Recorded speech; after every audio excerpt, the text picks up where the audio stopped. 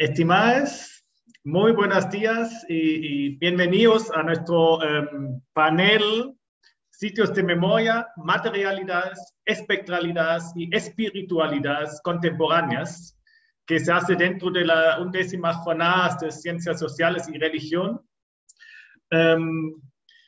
El panel se hace tanto por Zoom como se transmite en el YouTube. Entonces espero que ahí hay mucha gente que nos vea. Antes de empezar, presento, yo soy Stefan Ruderer del Instituto de Historia de la Universidad Católica de Chile y voy a comentar y moderar ese panel. Quiero primero agradecer a Soledad Catocho que organizó este panel de lujo. Muchas gracias, Soledad, por tu trabajo y por organizar este panel que realmente promete ser muy interesante. Después,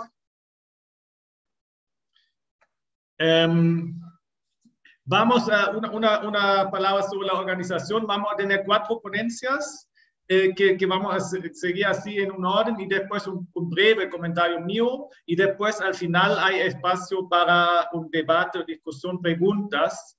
Pero la gente que nos vea en YouTube también puede hacer las preguntas ya durante las ponencias en el chat de YouTube. Nos van a transmitir esas preguntas y de ahí lo puedo hacer yo al final a los panelistas de ese programa.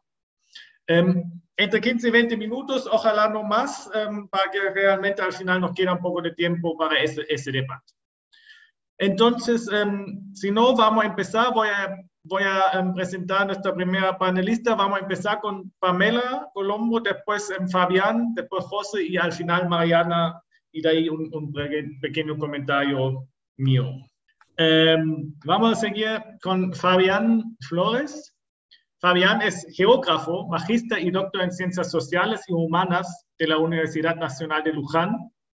Se desempeña ahora como investigador independiente de carrera del CONICET en Argentina y como profesor adjunto del Departamento de Ciencias Sociales de la Universidad de Luján. Es director del Grupo Interdisciplinario de Estudios sobre Paisaje, Espacio y Cultura y codirector del Grupo Interdisciplinario de Estudios sobre Pluralismo Religioso en la Argentina. Entonces combina varios de nuestros temas en ese panel. Ha publicado, entre otros, el libro La Colina de la Esperanza, Espacialidad y Religiosidad en los orígenes de la aldea adventista de Puicarí, del año 2018, y es co-compilador de muchos libros, donde cito solo los últimos 2, los más actuales, que son Geografía de lo Sagrado en la Contemporaneidad, del año 2019, y Fronteras de lo Sagrado, Definiciones y Límites de lo Religioso en la Argentina, del año 2020. Fabián, tienes la palabra. Bueno, muchas gracias. Voy a compartir unas imágenes. Díganme si se ve, creo que ahí estamos, ¿no? Bueno, primero quiero agradecer mucho la invitación a participar de este panel con colegas tan prestigiosos que han trabajado muchísimo el tema de la memoria. Bueno, como ahí describía Stefan, yo soy geógrafo, y en todo este tiempo me ha interesado mucho las cuestiones relacionadas específicamente a la dimensión religiosa de los territorios. No provengo, quiero decir, del campo de los estudios de la memoria, pero bueno, a partir de la invitación y de algunas cosas que había estado viendo así de manera mucho más aislada, un poco la propuesta es reflexionar sobre estos cruces posibles entre espacialidad, religiosidad y memoria, a partir de un evento que tuvo que ver con la peregrinación a Luján, la peregrinación juvenil y la participación de las Madres de Plaza de Mayo en 1977, que dio origen, digamos, a la consolidación de la identidad de este grupo, y bueno, y las posibles consecuencias que esto generó. Así que por ahí va a ir las reflexiones. Insisto, tiene más que ver con preguntas, con líneas que se van abriendo, y bueno, y con poner a consideración al debate también de los compañeros y compañeras que están en el panel. Quería comenzar, digamos, la intervención esta mostrando esta escultura, este monumento que aparece emplazado en la Plaza Belgrano frente a la Basílica Nacional de Luján. Para los compañeros y compañeras que no son de Argentina, les comento que la ciudad de Luján es la hierópolis mariana más importante del país, en términos de que recibe, bueno, la mayor cantidad de afluencia de turistas y peregrinos religiosos durante todo el año, y que se ha ido construyendo justamente, bueno, como la particularidad de ser, de alguna manera, en términos de representaciones espaciales, la capital de la fe de Argentina, ¿no? En ese contexto urbano, digamos, se emplaza este monumento o escultura, como quieran mencionarlo, que se instaló en octubre del año 2017, en el marco de que se cumplieron los 40 años en los cuales un grupo de madres, en ese momento configurándose en torno a lo que después va a ser la Asociación Madres de Plaza de Mayo, deciden peregrinar a Luján y utilizan por primera vez el pañuelo blanco como referencia. Ahora vamos a ver que después se va a transformar en el símbolo de la asociación y, bueno, de la lucha también por los derechos humanos a nivel mundial. Entonces, quería partir de este punto para pensar un poco cómo la memoria ahí aparece emplazada en el espacio público de la ciudad, cómo juega con las demás formas simbólicas que van a emplazarse en ese territorio, y también pensar un poco qué posibilidades hay de estudiar desde estas geografías culturales, ¿no?, las cuestiones que enlazan estas particularidades de lo religioso y específicamente de los fenómenos peregrinos, hacia dimensiones que pueden tener que ver con la memoria, con lo social, bueno, con el pasado reciente en este caso. Ahí vemos también que cuando se produce la conmemoración de esta gesta de los 40 años, participaron en el propio lugar donde ocurrieron los hechos las diferentes asociaciones de madres. En la inauguración del monumento estuvo Nora Cortiñas, y también la agrupación de Eve de Bonafini hizo otro acto recordando la importancia que había tenido el participar en octubre de 1977 de esa peregrinación juvenil. Entonces, un poco, digamos, los estudios de las peregrinaciones, al menos desde la geografía cultural y desde la geografía de las religiones, también, digamos, se han ido modificando en torno a dejar de pensarla solamente como una especie de viaje religioso, para empezar a sumar otras posibles aristas, otras posibles dimensiones, en donde la peregrinación termina siendo un fenómeno cultural mucho más amplio, y donde las motivaciones y la bajada, digamos, a la perspectiva de los actores y las experiencias de estos peregrinos dan cuenta de que hay mucha más diversidad, sobre todo en lo que refiere a la composición que se ha ido modificando también con el correr de los años. Menciono por ahí también un poco del tema del contexto. La peregrinación juvenil a pie a Luján se realiza desde mediados de la década del 70, a partir de una iniciativa que tuvo que ver con la consolidación del movimiento juvenil, la pastoral social, ¿no?, que empiezan a pensar esta idea de hacer el recorrido que une, bueno, desde la ciudad de Liniers, desde el barrio de Liniers en la ciudad de Buenos Aires hasta Luján a pie, y a lo largo, bueno, de esto se van sumando diferentes columnas, ¿no? O sea, no es que todo el mundo realiza esos kilómetros, pero sí es el evento peregrino más importante de la ciudad, desde el punto de vista de que recibe en el que despliegan alrededor de unos 2 millones de personas aproximadamente. La primera peregrinación, digamos, entonces decíamos, se comienza a organizar ya para la década del 70, 74, creo que hay un primer intento, y formalmente en el 75 se organizan los flujos peregrinos. Cuando se produce el golpe militar, la dictadura establece o prohíbe la organización de grandes eventos, y la peregrinación a Luján fue una de las pocas que se siguió permitiendo, sobre todo en relación a, bueno, a esta imagen que había, ¿no?, sobre qué representaba la peregrinación, y donde también se fue, digamos, mutando la composición interna, tanto de los peregrinos como de los organizadores. Pero sí siguió siendo un fenómeno masivo, digamos, ¿no?, durante todos los años de la dictadura.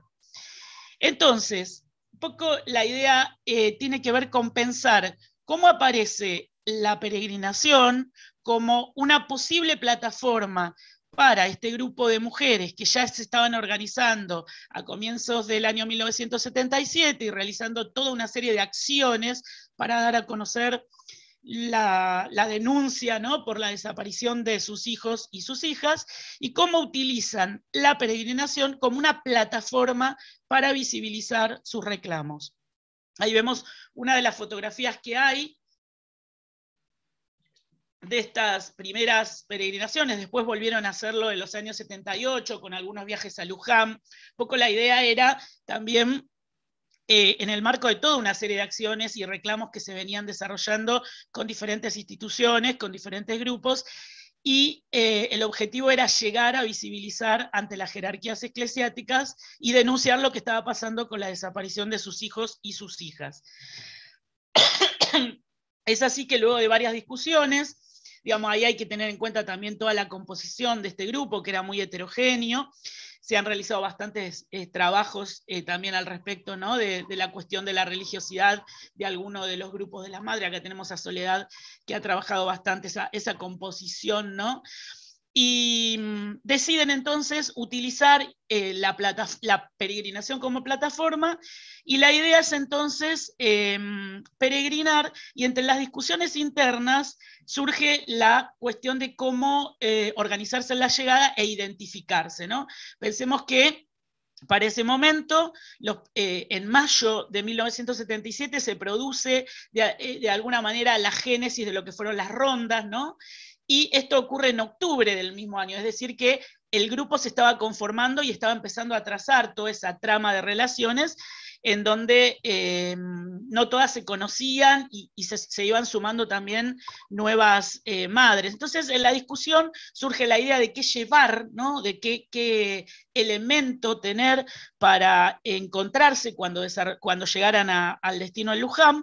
Algunas hablan de una cruz, bueno, otras dicen no, pero eso va a ser muy, muy poco identificable, y surge la idea de llevar un pañuelo blanco, ¿no? Y de ahí se deriva también, bueno, un pañal, ¿no?, en la cabeza, que todas se iban a colocar cuando llegaran al destino. Algunas hicieron el recorrido a pie desde Liniers, en pequeños grupos, de manera individual, con algún familiar que las acompañaba. Otras se fueron sumando en las diferentes localidades que realiza la peregrinación, y otras fueron directamente, inclusive tomaban el tren, se bajaban antes, caminaban el último tramo, se encontraban directamente en la Plaza Belgrano de Luján para la misa, y ahí visibilizar. Y entonces ahí surge el símbolo del pañuelo, ¿no?, que después se va a transformar en el elemento identificatorio, ¿no?, en un símbolo que trasciende, por supuesto, al propio grupo y que representa el ícono de la lucha por los derechos humanos a nivel mundial. Algunas de los testimonios hablan de, bueno, algunas prácticas interesantes para poder observar de cómo, de esta cuestión que yo decía de pensar a la peregrinación como un fenómeno mucho más amplio que lo simplemente religioso, ¿no? Por ejemplo, un testimonio de Nora Cortiñas, donde habla de cómo se definió ahí el uso del pañuelo, y otro que habla de una carta que un sacerdote español había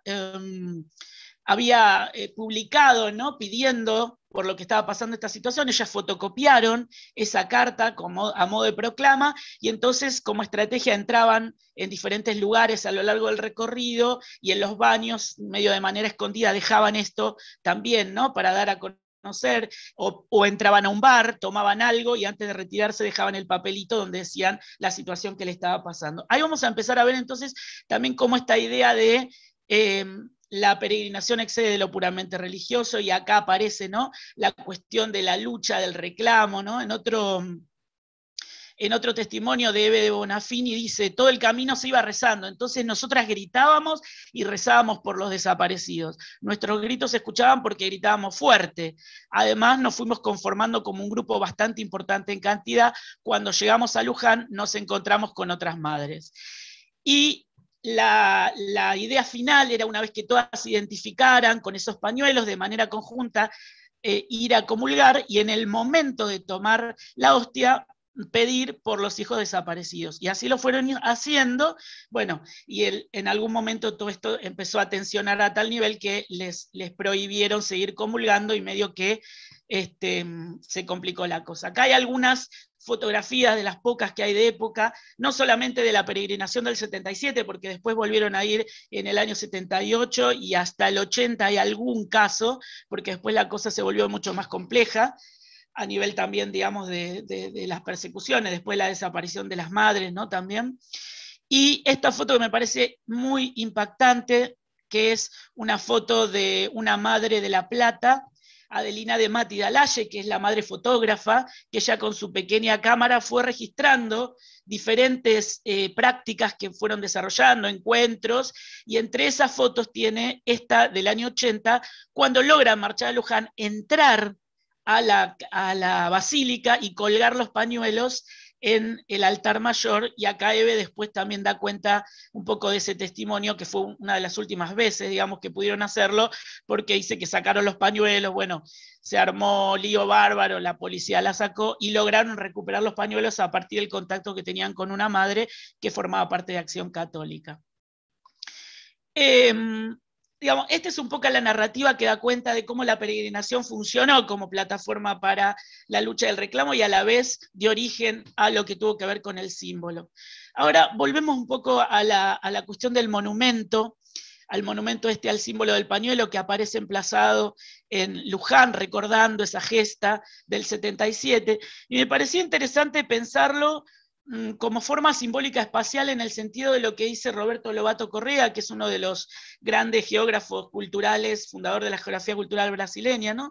Que plantea esta idea de que los monumentos, de que esos emplazamientos que aparecen, esas marcas territoriales que aparecen en pleno espacio público, debemos leerla en clave de formas simbólicas espaciales. ¿Por qué? Bueno, primero porque las formas simbólicas tienen esta polivocalidad y dan cuenta de ese carácter político, de que ese monumento no es ingenuo, de que aparece ahí diciéndonos algo, que esas formas se tornan simbólicas cuando son relacionadas a lo espacial, en la medida en que pueden ser flujos o fijos, pero que están cargados de sentido, y la tarea sería desentramar, ¿no?, todo ese sentido, y también cómo a partir de la naturaleza política de estas formas simbólicas espaciales, se establece una política locacional que siempre está cargada de tensiones.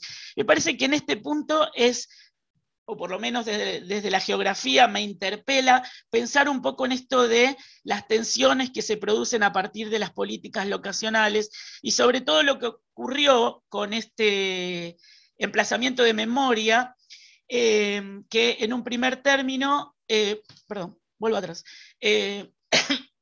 primero contar que esto fue una iniciativa que surge a partir de una discusión interna de la Comisión de Familiares y Amigos de Detenidos Desaparecidos de Luján, que proponen hacer esta escultura, este monumento, para emplazarlo en la ciudad, recordando lo que había sido justamente el origen del símbolo, ¿no?, de las madres.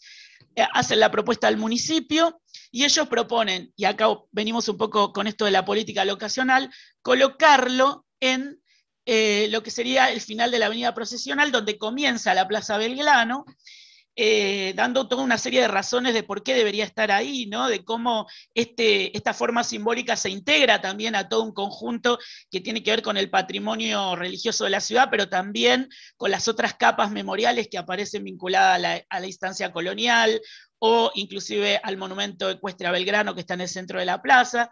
Bueno, la cuestión es que el municipio y el secretario de Obras Públicas no autoriza la colocación del monumento en ese lugar. Esto ocurrió en plena gestión, digamos, del municipio por parte de Cambiemos, con la alianza vecinal que había tenido como algunos vínculos con la dictadura. Voy a mostrar las otras imágenes porque por ahí nos va a dar una idea mejor. Acá está. El rojo es la ubicación principal que ellos proponían, que es esta rotonda, de modo tal de que cuando entraban los peregrinos, los turistas, digamos, el monumento tuviera presencia, ¿no?, en todo ese paisaje escenográfico que representa la ciudad. Bueno, entre otras razones dicen que no se puede modificar toda el área histórica, porque de alguna manera no tiene que ver solamente con lo local, sino que las cuestiones patrimoniales de protección del área no lo permitirían, y les recomiendan colocarlo en el azul, que es fuera de lo que sería el área procesional, en una zona mucho más marginal, donde están los baños públicos, y bueno, como vemos primero por fuera, ¿no?, de lo que sería toda la zona o la hierozona que se constituye en torno a las peregrinaciones, y a partir, bueno, toda una serie de negociaciones y de gestiones logran instalarlo en este sector que vemos aquí, que es frente al Museo del Transporte, donde comienza la Plaza Belgrano, no en el lugar originario, pero sí de alguna manera negociando, ¿no?, estas cuestiones y colocándolo en la instancia donde había tenido importancia la peregrinación y el lugar donde las madres habían hecho el reclamo efectivo. Bueno, esa era la localización sugerida por la comisión, la plazoleta.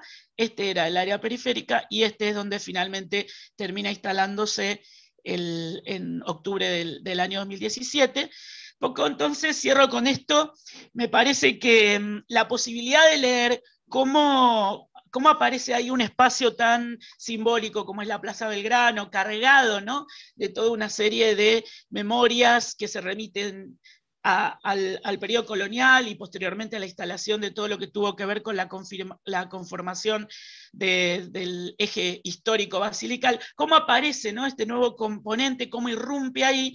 Y cómo la lectura tiene que ser una lectura profunda que nos permita de alguna manera romper con esa interpretación de la materialidad solamente, que también hay que hacerla, y tratar de ver todas las tensiones, todos los procesos que esconde la memoria y que llevó al emplazamiento de ese monumento. Y cierro con esto, que en la comisión utiliza para fundamentar el por qué debería estar en la Plaza Belgrano el monumento, y que me parece que sintetiza un poco la perspectiva y la lectura que venía proponiendo. Ellos dicen: lo que se intenta construir no es algo nuevo, sino que se agrega una nueva capa de sentido a un lugar que ya está cargado de historia, de memoria, de significados públicos y de sentimientos privados. Bueno, muchas gracias. Muchas gracias, Fabián, por esta charla tan interesante. Muy bien, seguimos directamente con la ponencia de José. José es licenciado en Filosofía por la Pontificia Universidad Católica de Chile y doctor en Filosofía por la Universidad Konstanz en Alemania. En la actualidad es investigador del Instituto de Estudios Avanzados, el IDEA, de la Universidad de Santiago de Chile.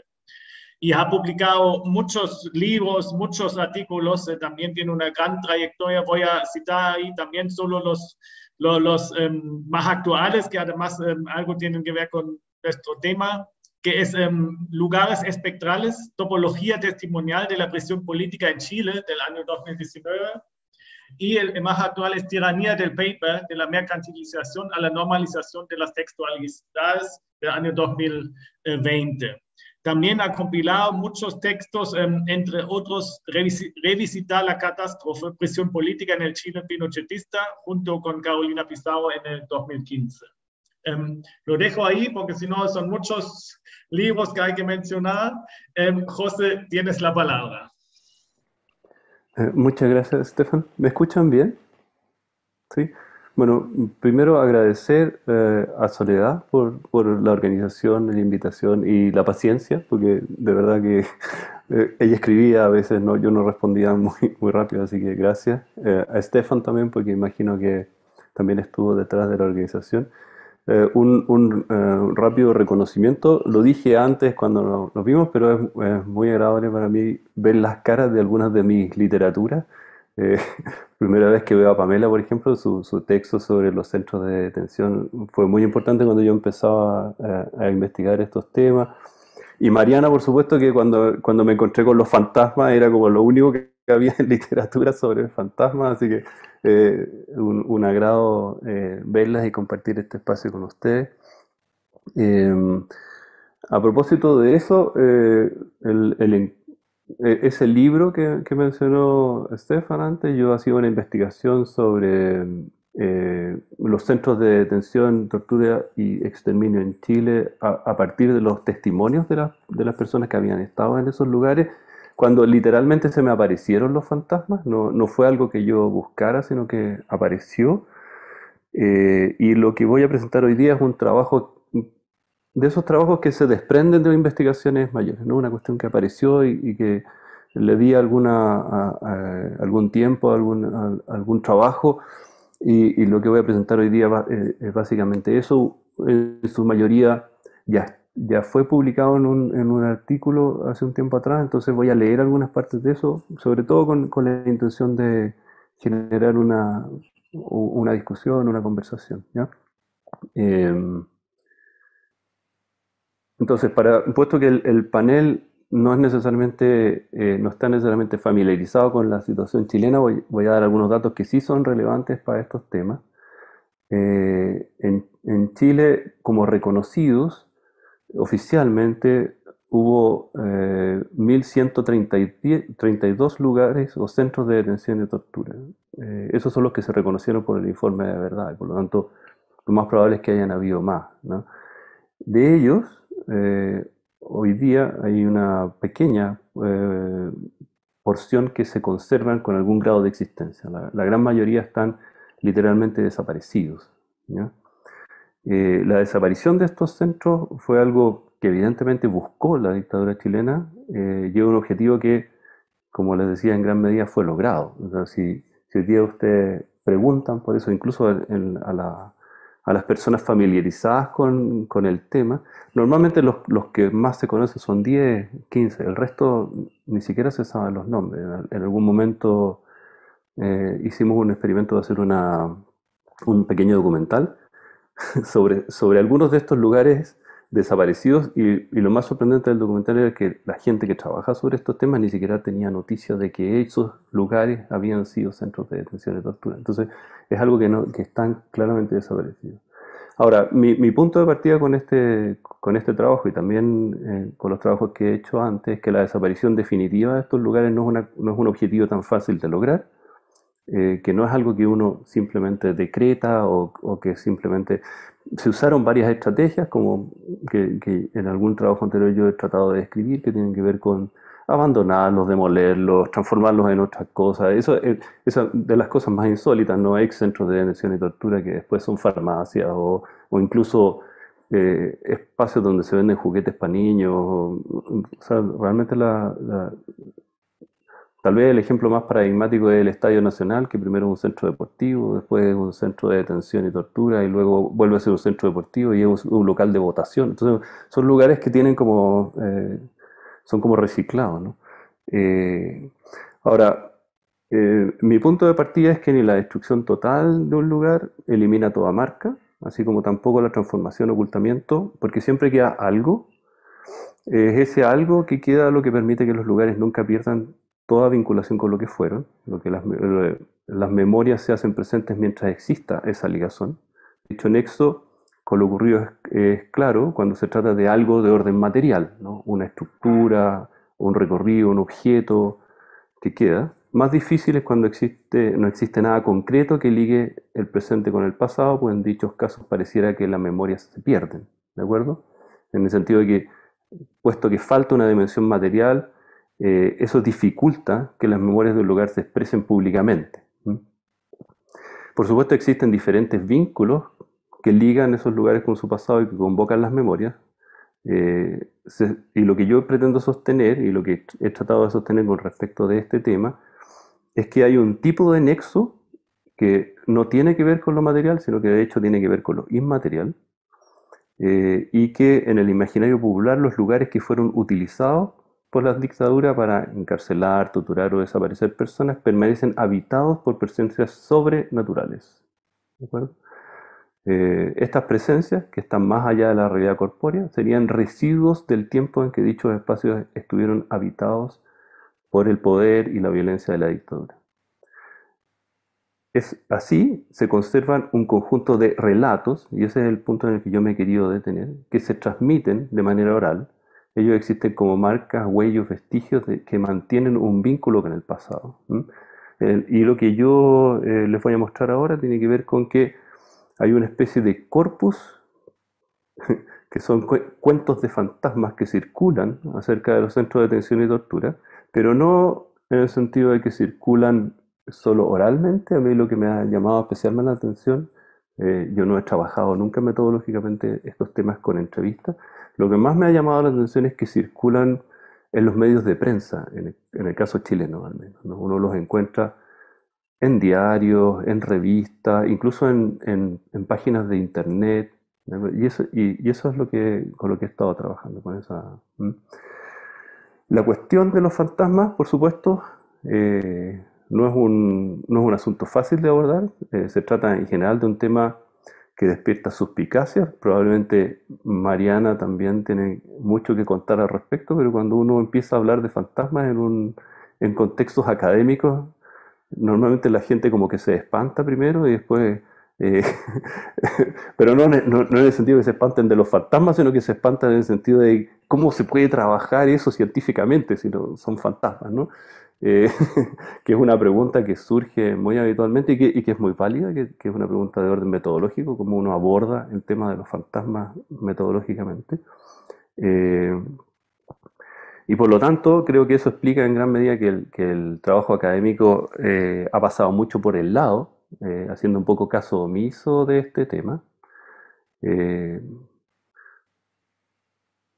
Pese a que, por supuesto, hay que reconocer que en el último tiempo ha ocurrido esto que se ha llamado como el giro fantasmagórico, que ha repuesto el tema de los fantasmas a nivel de investigación o a nivel académico. Así que creo que no es nuestro momento, como dice Mariana, y esta mesa es especialmente significativa en ese sentido, porque de hecho coincido perfectamente con lo que decías tú al principio, Mariana, en cuanto a que uno no cabe normalmente con estos temas en ningún congreso, pero ahora ha empezado a aparecer algunos lugares donde uno puede exponer esto y tiene buena acogida, ¿ya? Eh, Ahora, como les decía antes, mi foco no tiene que ver con que en los ex centros de detención, tortura y exterminio efectivamente se den estos fenómenos sobrenaturales. Eso, por supuesto, es una línea de investigación posible, sino que lo que yo he tratado de acercarme desde el punto de vista de los relatos acerca de esos. Eh, en este caso, los cuentos de fantasmas pueden entenderse, y así he intentado hacerlo, como lo que Frentres y Wickman denominan una memoria social. Los autores modifican el término memoria colectiva de Halbach con el fin de destacar la agencia de los individuos en la configuración de una memoria común. Eh, entonces, esa es mi idea, ¿no? De lo que se trata aquí es de que, siguiendo al intelectual francés, estos autores enfatizan que la forma en que los individuos constituyen memoria social es comunicándose, es decir, hablando acerca de ellas, ¿ya? Y dentro de estos modos de comunicación de la memoria social distinguen la existencia de formas estructuradas de carácter narrativo. De lo que se trata es de que los hechos históricos concretos suelen perderse en fases tempranas de constitución de la memoria social y por lo tanto eh, lo que ellos proponen es que esas memorias se estructuran narrativamente y los relatos de los que ellos hablan son el relato épico, el cuento de hadas y lo que me ha parecido a mí es que también es perfectamente posible incluir en este grupo las historias de fantasmas, ¿m? Como una forma de estructuración que permite a la comunidad darle un lugar a las memorias del pasado violento, en este caso del pasado de la dictadura. Lo que se ve en estos relatos de apariciones fantasmales puede ser considerado un acto de memoria, una suerte de performance de carácter oral o escrito que recupera los hechos fatídicos a través de la invocación del relato de sus víctimas. El discurso sobre las presencias sobrenaturales en los lugares del horror es abundante. En efecto, las noticias e historias acerca de apariciones, ruidos extraños, fantasmas, qué sé yo, eh, son tan antiguas como los centros mismos. Algunas surgen mientras están siendo usados para torturar y encerrar, otras tan solo cuando son abandonados. Como sea, los relatos subsisten hasta hoy. No, y aquí creo que estamos de acuerdo, no hay nadie que se vincule con el tema de los derechos humanos que no tenga noticia de alguno de estos relatos. Los modos de circulación de estos relatos son múltiples. eh, o sea, se transmiten habitualmente de manera oral. Son cuentos que se relatan entre amigos y conocidos, pero como les decía antes, yo voy a trabajar más bien el relato que se transmite a través de los medios de prensa, ¿no? Por internet, fundamentalmente. En este sentido, lo primero que hay que decir es que son muchísimos los reportajes e investigaciones periodísticas, tanto escritos como audiovisuales, que sobre todo en los últimos años, y eso es una cuestión interesante de constatar también, han ido dejando registro de estos cuentos acerca de determinada actividad paranormal. Estos reportajes en su gran mayoría no consiguen ni pretenden abandonar el terreno del sensacionalismo ocultista. ¿Ya? No son ni pretenden ser trabajos científicos ni nada, sino que efectivamente tienen ese tono. Pero tienen la virtud, sin embargo, de ir dejando un rastro acerca de la existencia de estos relatos. Al margen de esta vocación sensacionalista y tendencia esotérica, estas historias de espectros, tanto por su magnitud como por su visibilidad, me parece que tienen una vital importancia, pues mantienen la atención sobre el legado de la dictadura, ¿ya? De hecho, pasa mucho que existen estos reportajes, se habla de una determinada aparición, qué sé yo, en lugares en los que nadie sabe que ese espacio fue usado por la dictadura. Solo existe el relato y después alguien recuerda que esas apariciones pueden tener alguna vinculación con que ese espacio fue usado como centro de atención. Se tienden a desvincular. Eh, voy a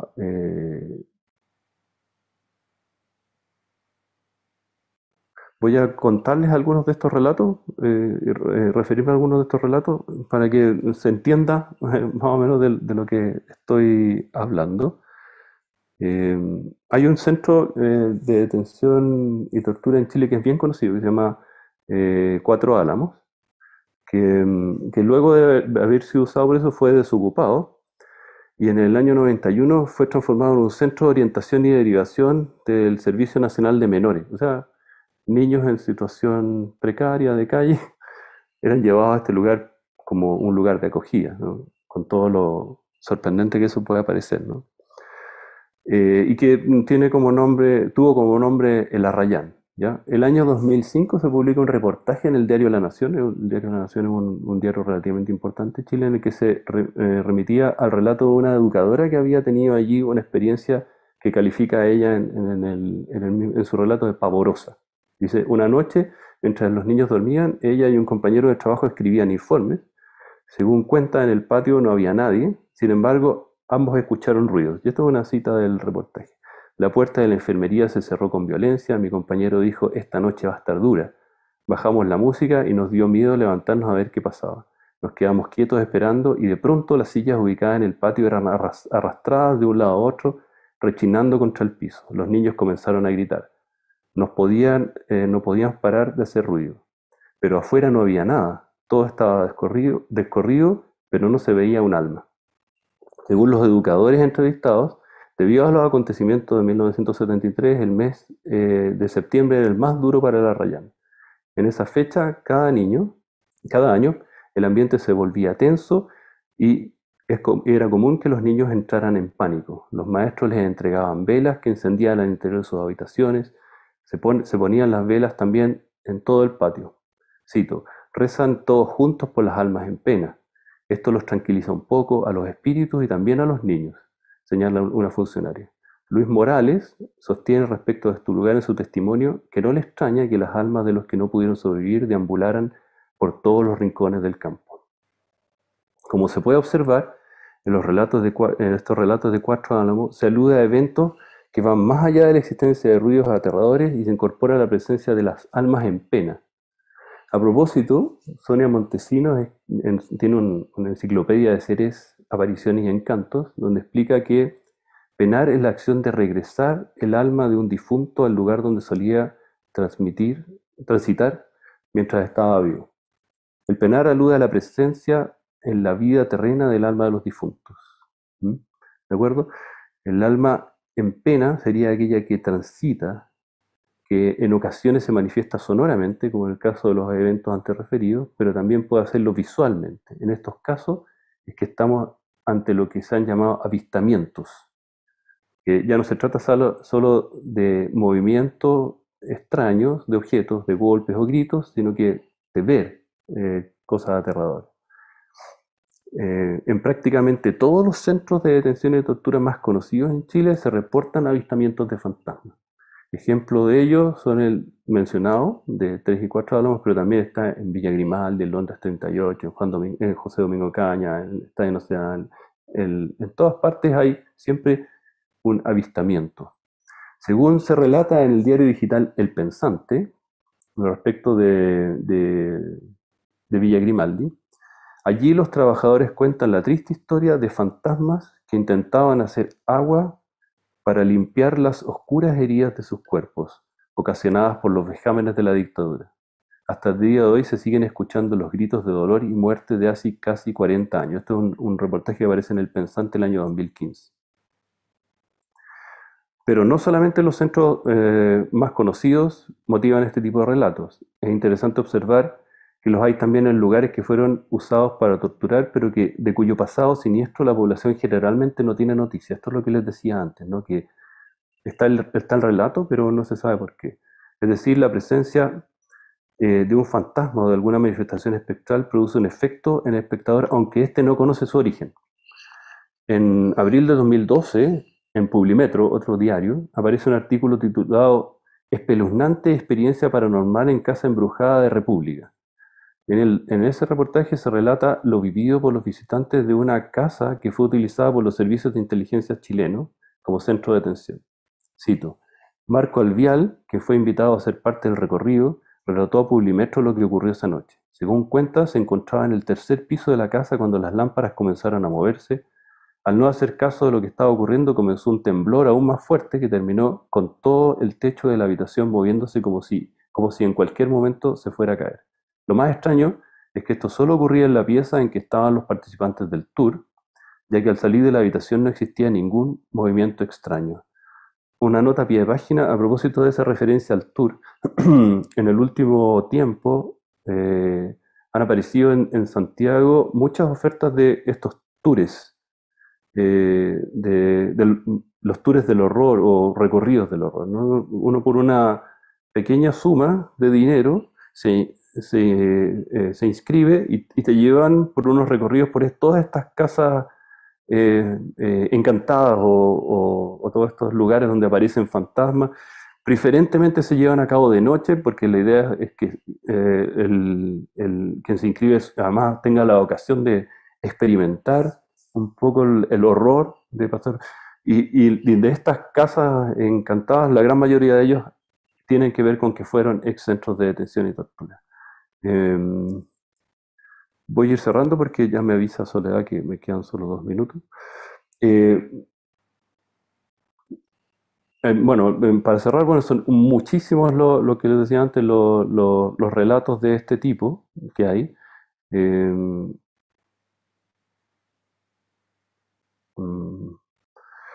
Como les decía al abrir el texto, mi interés por estos relatos tiene que ver sobre todo con el hecho de mantener en la existencia, como un gesto de resistencia al movimiento o a la política desaparecedora que ha imperado en Chile, no solo los primeros años después de la dictadura, sino que hasta el día de hoy.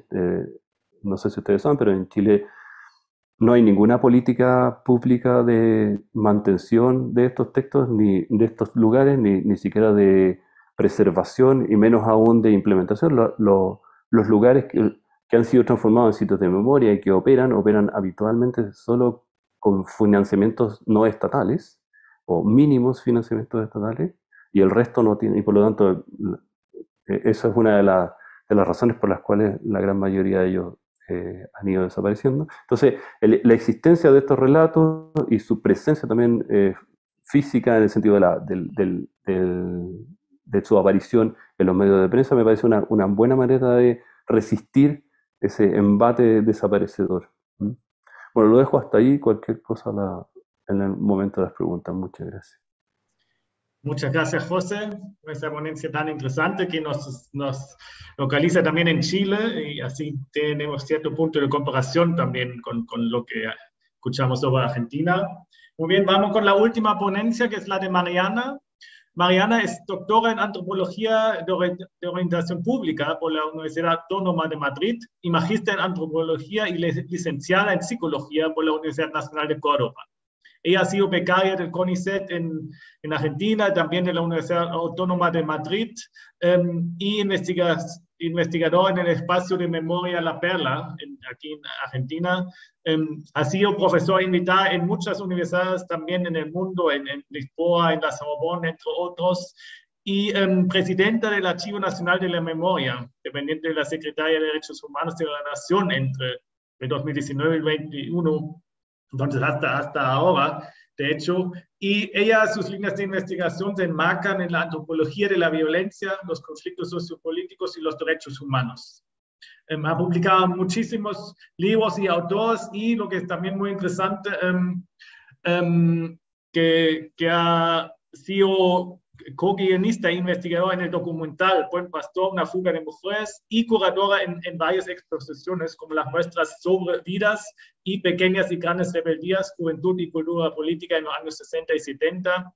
Tanto el documental como esas exposiciones han ganado varios premios también. Mariana, te doy la palabra. Mariana, estás en silencio. Estoy sin el micrófono. Muchas gracias. Muchas gracias por la invitación. Celebro este panel porque justamente veníamos hablando de que faltan espacios que crucen estas dos dimensiones que son tan interesantes, ¿no? De la represión y la cuestión espiritual, religiosa, o como queramos llamarle, ¿no? Que conlleva el fenómeno, y que bueno, se ha empezado a abordar y se ha empezado a conversar, y me encanta que exista un espacio así. Bueno, voy a tratar de ajustarme a los tiempos, porque entre lo que escribí y lo que fui anotando en el camino con las demás exposiciones, pero bueno, confío que después podamos charlar más. Que sea el inicio, digamos, de esto, de una conversación. Yo tampoco entré directamente al tema de los fantasmas, ¿no? Un poco por lo que decía José.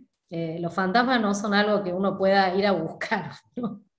Más bien ellos te acosan, o sea, es como la naturaleza de lo espectral, ¿no? Uno tropieza con los fantasmas, ¿no? Sobre todo en investigaciones como las que yo me dediqué siempre, desde el año 2001, que tienen que ver con la antropología de la violencia, los derechos humanos y los conflictos sociopolíticos, ¿no? En todas esas investigaciones, y sobre todo a partir de habitar ciertos espacios, habitar por lo menos, no digo quedarme a dormir, pero sí a veces estar en esos lugares hasta muy altas horas de la noche, ¿no? Como ha sido el espacio para la memoria de La Perla, que está en Córdoba, y que fue un ex centro clandestino de detención y exterminio, o la ESMA también, ahí estuve durante todo el año pasado. Es algo que, con lo que uno tropieza constantemente, ¿no? No solamente a través del relato, que después se ha tocado varias veces ese tema, ¿no? Que si es relato o qué es, ¿no? Cómo accedemos a esto, sino también a través de la experiencia, que tiene otro plano, ¿no? En la cuestión más metodológica de cómo vivir y cómo abordar y cómo analizar este tipo de fenómenos, ¿no? Yo soy antropóloga, entonces me interesaba sobre todo, hay muchísimo, sobre todo en Argentina no hay mucha, y en el mundo también, mucha literatura escrita sobre espectralidad y represión, pero hay poca etnografía, ¿no? Porque hay algo que cuesta mucho resolver. Yo, si no hubiera dado en su momento con alguien tan importante para empezar a escribir sobre esto, que como fue Estela Schindler, quizá no me hubiera animado nunca, ¿no? Hubieran quedado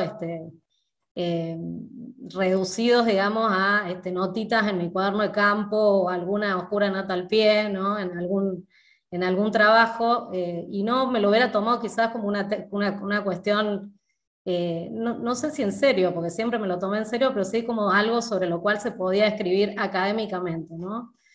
y académicamente implica en sí mismo plantearse el problema de la verdad, ¿no? Que es un problema tan caro, digamos, a todas nuestras investigaciones, pero sobre todo tan caro a la desaparición como problema social, ¿no? ¿Cuál es la verdad? Entonces, el riesgo de incurrir en alguna profanación, ¿no? O de decir algo que fuera en contra de lo que yo misma sostengo políticamente. Yo soy activista de derechos humanos, soy víctima de la represión también, ¿no? Meter ruido sobre la verdad nunca estuvo en la intención, ¿no? Pero sí me di cuenta trabajando sobre el tema que había una necesidad, ¿no? De realmente abordar este costado siniestro, ¿no? Que tiene, y que sí, o sea, que ha tenido y que sigue teniendo, ¿no?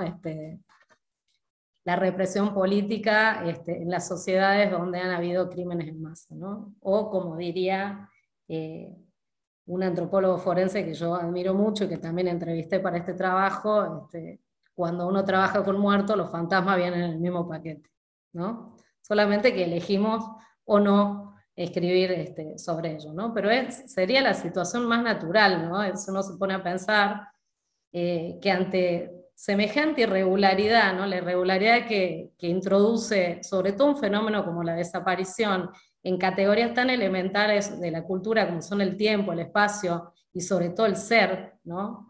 La desaparición inventa un ser liminal, ¿no? Dentro de nuestras categorías de entendimiento, que es ese desaparecido, ¿no? Y que no está ni vivo ni muerto, ¿no? Dice Videla, ¿no? En el 78, ¿no? Y con esa frasecita nomás ya hace estallar cualquier ordenamiento ontológico que podamos querer sostener precariamente, ¿no? Ante esos fenómenos. Inmediatamente eso nos desplaza a pensar en cómo abordarlos, ¿no? Cómo pensar en esta falta de materialidad y aún en su falta de materialidad, cómo esos seres, ¿no? Devenidos de espectro se imponen, ¿no? Sobre la realidad y sobre el mundo de los vivos, porque en diferentes situaciones, ¿no? Esto tiene una constancia ineludible, ¿no? No se puede comprobar nada, pero eso pasa, ¿no? Que los hay. Es lo que todo el tiempo se repite, ¿no? Una y otra vez.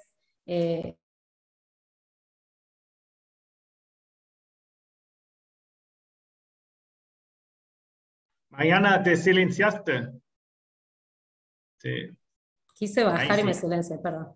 Que lo que quería decir es que es un trabajo de campo largo, ¿no? Primero no queriendo hacer trabajo de campo, sino haciendo el trabajo de campo sobre otros temas, y después ya yendo un poco más activamente a buscar los fantasmas, a hacer una especie de etnografía de cazafantasmas, y a preguntar directamente por ellos. Y también lo que quería decir es que, bueno, como los fantasmas aparecen donde ellos quieren aparecer y no donde nosotros queremos que estén, por más de que justamente el lugar es algo que es la constante más estable, ¿no? Dentro de la espectralidad, tengo que agradecer también las generosas contribuciones de muchos y muchas colegas que también habían dejado todo eso en algún lugar de sus cuadernos de campo, o que tenían alguna anécdota de ese tipo en su memoria y me la han contado generosamente, ¿no? para la investigación. Bueno, primero que nada, voy a hacer una cosa un poco larga en relación a lo que pienso, ¿no? de la cuestión más epistemológica, ¿no? Porque me parece que es algo que surca todas nuestras intervenciones, ¿no? Y que implica pensar primero en una fenomenología de la desaparición, ¿no? Que es una fenomenología que no se puede ceñir como otras fenomenologías tanto a lo material, ¿no? Que es en general lo verificable y lo verdadero, ¿no? Dentro de nuestra sensibilidad, sino que es una fenomenología del rastro y del resto, ¿no? Un rastro que por algún lugar se sigue, ¿no? Y un resto que es tanto literal, ¿no? La búsqueda de esos restos, como un poco más metafórico, ¿no? Como la búsqueda de un remanente, lo que queda, ¿no? Diría Giorgio Agamben, y que de alguna manera se impone, con la fuerza de cómo se impone algo que está por fuera de la representación, ¿no? Porque esas personas ya no están, ¿no? Entonces, ¿qué son? De alguna forma, ¿no? Está todo el tiempo eso, de alguna manera, empujando, ¿no? en nuestros esquemas de percepción y de sensibilidad.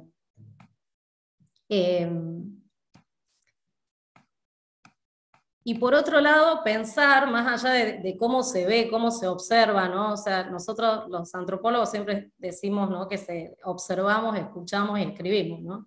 Cómo se observa, cómo se escucha, ¿no? Y tiene que ver con cómo se dice, ¿no? Y en cómo se dice y cómo se acoge también la escucha sobre algunas cosas en cada contexto nacional, e incluso al interior, ¿no?, de ese contexto nacional. Pamela trabaja en Tucumán, por ejemplo, o en Chaco, y sabe que es muy distinto cómo se habla en Chaco o en Tucumán sobre estos temas de cómo se habla en Buenos Aires, ¿no? Ya voy a volver, o sea, Buenos Aires como el lugar dominante, ¿no?, del discurso más encuadrado, ¿no?, sobre lo que sucedió en la represión y sobre las memorias de la represión, ¿no? Y qué se permite decir o no ahí, ¿no? Y en qué lugar deja también a la persona que de alguna manera confiesa ese rumor, ese inconfesable, ¿no?, de este trato, de esta convivencia con fantasmas en su día a día. Por supuesto, cuanto más nos acercamos a los núcleos de legitimidad, a los centros, digamos, esto va siendo paulatinamente silenciado, ¿no? Aquí en Argentina es muy distinto en otros países, yo también te escuchaba, José, y es muy diferente, ¿no?, en países donde los procesos de memoria, verdad y justicia no fueron tan fuertes, ¿no?, como el nuestro, y donde los comparto totalmente, ¿no? Con esto quiero decir que no quiero decir que no los comparto, ¿no? Pero sí quiero decir de que cuando se habilita una cosa también se obturan otras, ¿no? Y dentro del discurso dominante jurídico, ¿no?, de Argentina, hablar de fantasma te posiciona como alguien no muy legítimo, a menos que eso lleve a una pista comprobable, cosa que ha pasado un montón de veces, ¿no?, que los relatos de fantasma en barrios, en lugares relacionados con la represión, llevan a excavar en algunos lugares donde efectivamente hay restos, ¿no? Pero sí, de alguna manera, esta lógica tan basada en la verdad positivista, ¿no?, obtura la emergencia, o recién ahora está permitiendo, más que obturar, digamos, está permitiendo, luego de afianzados todos estos procesos de memoria, verdad y justicia, el hablar de este otro costado, ¿no?, que tiene el fenómeno de la represión y la desaparición, ¿no? También otra cosa que se podría plantear es si se trata de un fenómeno que es memoria o qué es, ¿no?, o si es presente, ¿no?, en términos de experiencia, y cómo esto, tiro así un montón de preguntas para que la charlen. Si realmente, o si quienes están en condiciones de plantear eso como algo del pasado, ¿no?, como algo que se está recordando, o si el fantasma es una expresión de la actualidad que tiene el problema dentro de nuestra sociedad, ¿no? Bueno, y ahora paso ya al tema de los espacios, porque los fantasmas, los espectros, almas en pena, duendes, las categorías nativas o de las propias personas con las que trabajé son muy disímiles según el lugar en donde se hable y donde se exprese el fenómeno, siempre están ligados a un lugar, ¿no? El fantasma siempre está en un lugar, tiene un lugar, ¿no? Lo tiene y no lo tiene, ¿no?, al mismo tiempo, porque es un ser despojado de su corporalidad, ¿no? Pero siempre está ligado, como señalan Esther Blanco y Pirin, a un lugar, ¿no?, que nos implica pensar esos lugares como lugares atravesados por la espectralidad, modificados, lo dijo Pamela también a esto, y me pareció muy interesante, modificados constantemente por la práctica que produce la espectralidad en esos lugares, ¿no? Hay lugares por donde uno no pasa, hay momentos en los que uno prefiere no estar, en eso sobre todo la noche, ¿no? Hay situaciones, ¿no?, como la soledad, en la cual uno prefiere no estar por las dudas, ¿no? Y eso genera como una especie de culto negativo, ¿no? Llevándolo a términos más religiosos, ¿no? No se grita, no se habla, hay cosas que se pueden y que no se pueden hacer, hay lugares por donde se pueden o donde no se puede transitar, hay momentos en los que se puede, en los que no se puede estar, ¿no?, en relación a esa espectralidad, y también genera interrogantes en relación a cómo conocer esta topografía, ¿no?, esta cosa que se impone a los sentidos, más allá de que podríamos hablar de una geografía de lo espectral también, ¿no?, que tiene mucho que ver con la geografía de la represión, ¿En qué lugares eso se emerge, ¿no? Como una textura, ¿no? Y lo podemos ver con más claridad, y también de una especie de arqueología, ¿no? En el sentido de excavar, literal, ¿no? Esto está ligado a los restos en esas paredes, en esos espacios, pero también a excavar más allá de lo evidente, ¿no? Cuáles son las cosas que ahí se están manifestando, en un sentido Foucaultiano, si se quiere, ¿no? De saber o no saber lo que se pasa ahí, ¿no? Y en esa combinación entre saber y no saber es donde lo espectral tiene su fuente de producción, ¿no? Más potente. Bueno, dentro del trabajo de campo que yo hice encontré un montón de lugares diferentes, ¿no? Donde se manifestaban presencia, fantasmas, ¿no? Bueno, en Argentina sí están súper contabilizados dentro de lo que se puede. Se habla de unos 500 centros clandestinos de detención, que también eran geografías fantasma, digamos, en su momento, pero también cárceles, hospitales donde las personas eran trasladadas eventualmente durante el secuestro a ser atendidas y se morían también eventualmente. Una cantidad indefinida de casas donde se llevaron adelante operativos, o incluso casas que eventualmente se usaron como centros de clandestinos de detención y luego volvieron a tener la funcionalidad de casas, viviendas, ¿no? Habitables. Lugares en la vía pública donde ocurrieron asesinatos, lugares de inhumación clandestina ubicados dentro de parajes ocultos, o en otros no ocultos como cementerio, y finalmente el Río de la Plata, ¿no? Que aparece como ese no lugar de inhumación, fluyendo, ¿no? Completamente. Esto implica pensar de que casi toda la espacialidad, ¿no? de Argentina está de alguna manera atravesada por esa dimensión espectral, podamos o no identificarla, ¿no? En las ciudades hemos puesto con el Archivo Provincial de la Memoria de Córdoba mojones de donde personas habían sido secuestradas o sido asesinadas como marcas urbanas, ¿no? Los árboles de la vida se llamaron, y te podías dar cuenta de que casi en todas partes había pasado algo, ¿no? Entonces, bueno, eso de alguna manera, una hipótesis fuerte es que eso está ahí, ¿no? Como un poco decía José, presto a activarse en cualquier momento, ¿no? En cualquier situación en la cual se puede volver eficaz, ¿no? Y transformarse en una cierta forma de memoria que quizás no necesita de la legitimidad que necesitan otros tipos de memoria, por lo menos en Argentina, ¿no? La legitimidad de ser un familiar, de ser un experto, sino que cualquier persona que transita, que convive con esos lugares puede experimentar, ¿no? Una experiencia de este tipo y de alguna manera introducirse dentro de las memorias sobre la represión. Esto también diciendo de que el espacio, ¿no? En este caso es el marco social de la memoria, estoy hablando en términos de ALOACS, ¿no? Más estable, ¿no? Si el espacio permanece, el recuerdo es mucho más proclive a expresarse, ¿no? Y algo que es muy particular en Argentina es que no hubo una destrucción espacial, ¿no? Hubo una construcción espacial, un poco lo que hablaba Pamela, ¿no? Y también una conservación espacial. Entonces muchos de los lugares donde se ejerció la represión siguen siendo lugares que se usan para otras cosas, ¿no? Lugares habitados, ¿no? Recientemente hay muchos que son sitios de memoria y se vuelve ahí a renegociar cuáles son los usos, ¿no? De esos lugares, no sé qué se puede hacer, qué no se puede hacer, pero bueno, hay muchos que siguen siendo, teniendo otras funciones, y que de alguna manera eso delimita las formas de estar, ¿no? Ya sea habitar, ya sea transcurrir una parte del día laboralmente, vigilar por la noche, ¿no?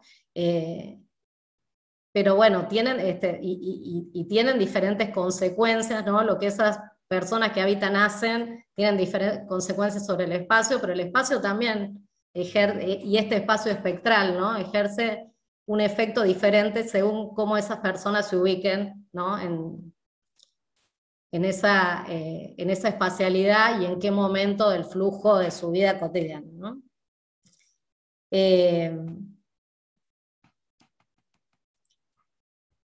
Voy a leer algunas notas de campo y algunas escenas etnográficas, espero no está pasándome mucho con el tiempo.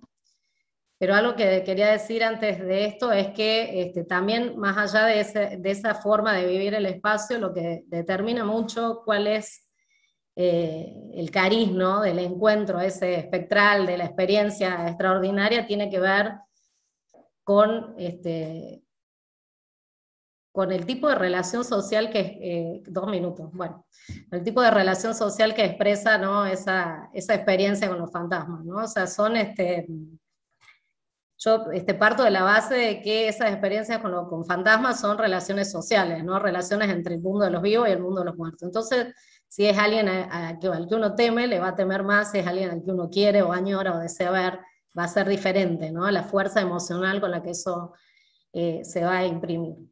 Y traía 3 escenas etnográficas, ¿no? Una de personas que trabajan en sitios de memoria, pero también son víctimas de la represión, y que sobre todo son las personas que realizan mantenimiento de los edificios. Eso hoy, cuando trataba de repasar, me acordé, ¿no?, de que son las personas ligadas al espacio, ¿no?, las que hacen tareas en horas de la noche, las que están más en contacto, ¿no?, con esa espacialidad, las que más experiencias de este tipo han tenido, ¿no? Y esas personas hablan de la emoción, ¿no?, que dialoga todo el tiempo con sus creencias, ¿no? Pero sobre todo, lo que se puede percibir es justamente en las prácticas sobre el espacio, ¿no? ¿Qué se hace cuando se está ahí y qué es necesario conjurar, ¿no? Estas personas me dicen que no tienen miedo, al mismo tiempo son personas que son ateas, ¿no? Pero que no creen en los fantasmas, pero que los hay, ¿no? Y todas, incluso me incluyo en eso, confesamos durante las entrevistas tener ciertas prácticas de culto, ¿no?, en relación a esos lugares. Al entrar, pedir permiso, pedir perdón, decir hola, hasta luego, ¿no? Dando cuenta de eso, del espacio de sacralidad que se configura, ¿no?, en torno a los sitios de memoria, pero en un espacio de sacralidad que no tiene que ver solamente con rendir culto a unos muertos totalmente muertos, ¿no?, a unas almas, sino a seres que están ahí interactuando con los vivos, ¿no? No son alguien que ya está del otro lado, y son seres que piden cosas, son seres que demandan cosas, son seres que se quejan de cosas, ¿no? Tengo miles de anécdotas también sobre cosas que hemos hecho en sitios de memoria, al parecer no les han gustado, y hemos sentido las consecuencias, ¿no?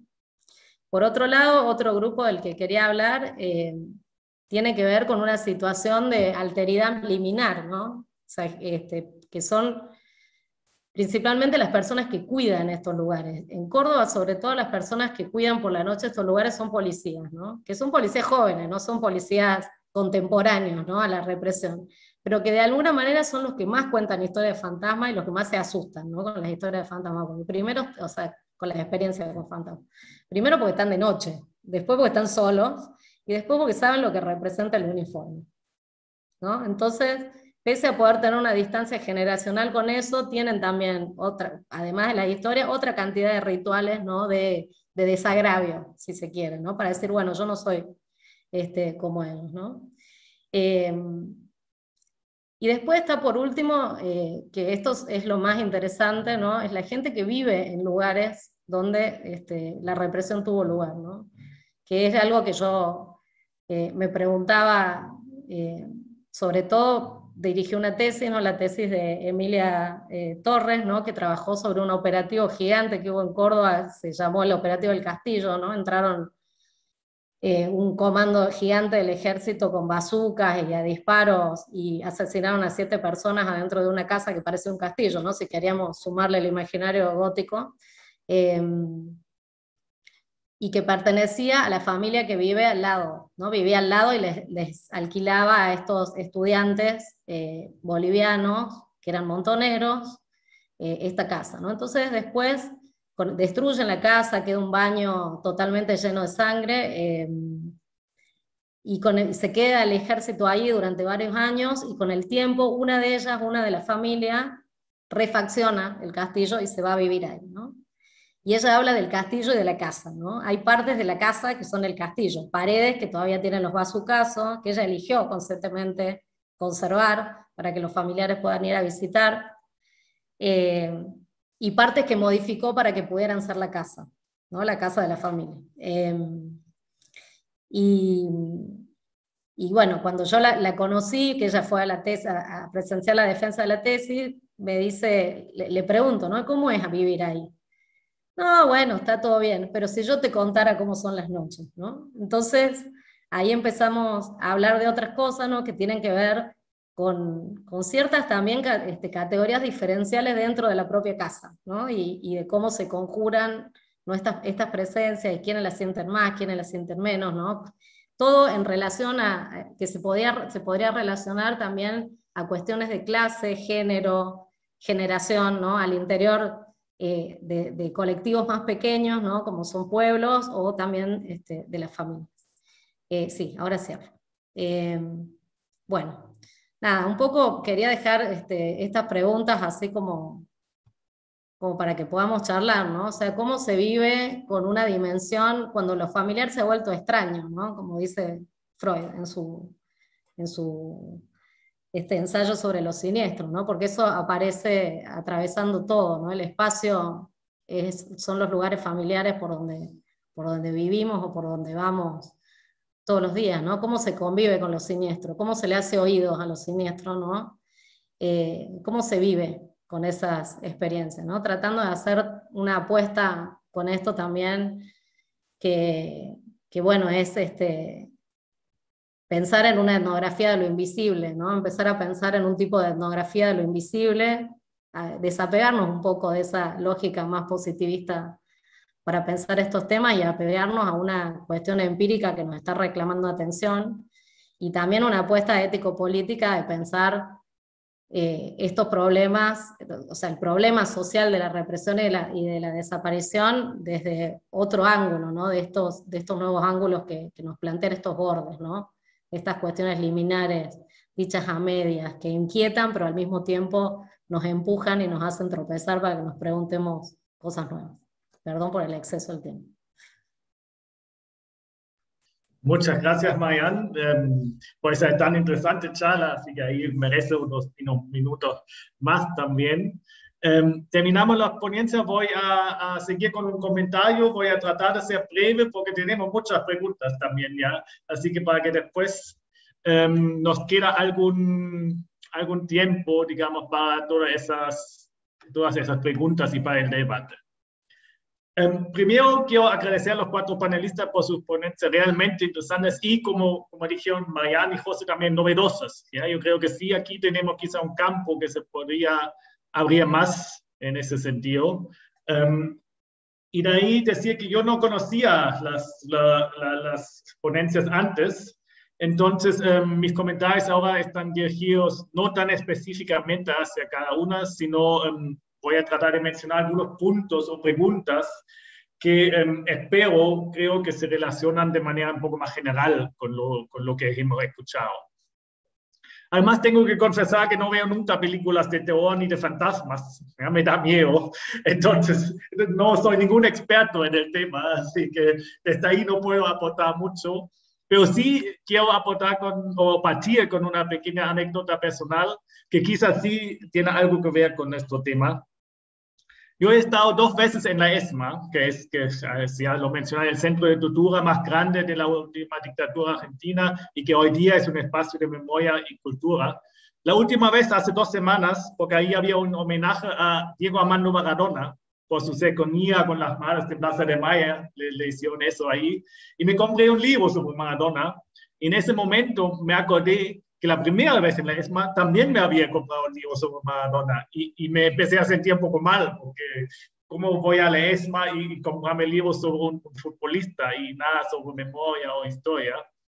Pero el libro que me compré ahora trata sobre la construcción de Maradona como un santo argentino, un santo mundial, y de ahí, probablemente para justificarme un poco también a mí, estuve pensando si ese acercamiento a la figura de Maradona como santo, como alguien ya espiritual, no tendrá que ver también con el lugar, con la ESMA, que en cierto sentido ya se ha transformado en un lugar santo, algo que lo que dijo Mariana, un poco un lugar donde uno, por lo menos a mí me pasa eso, ya entra con cierta veneración, con un sentido más agudo por la santidad y espiritualidad del lugar.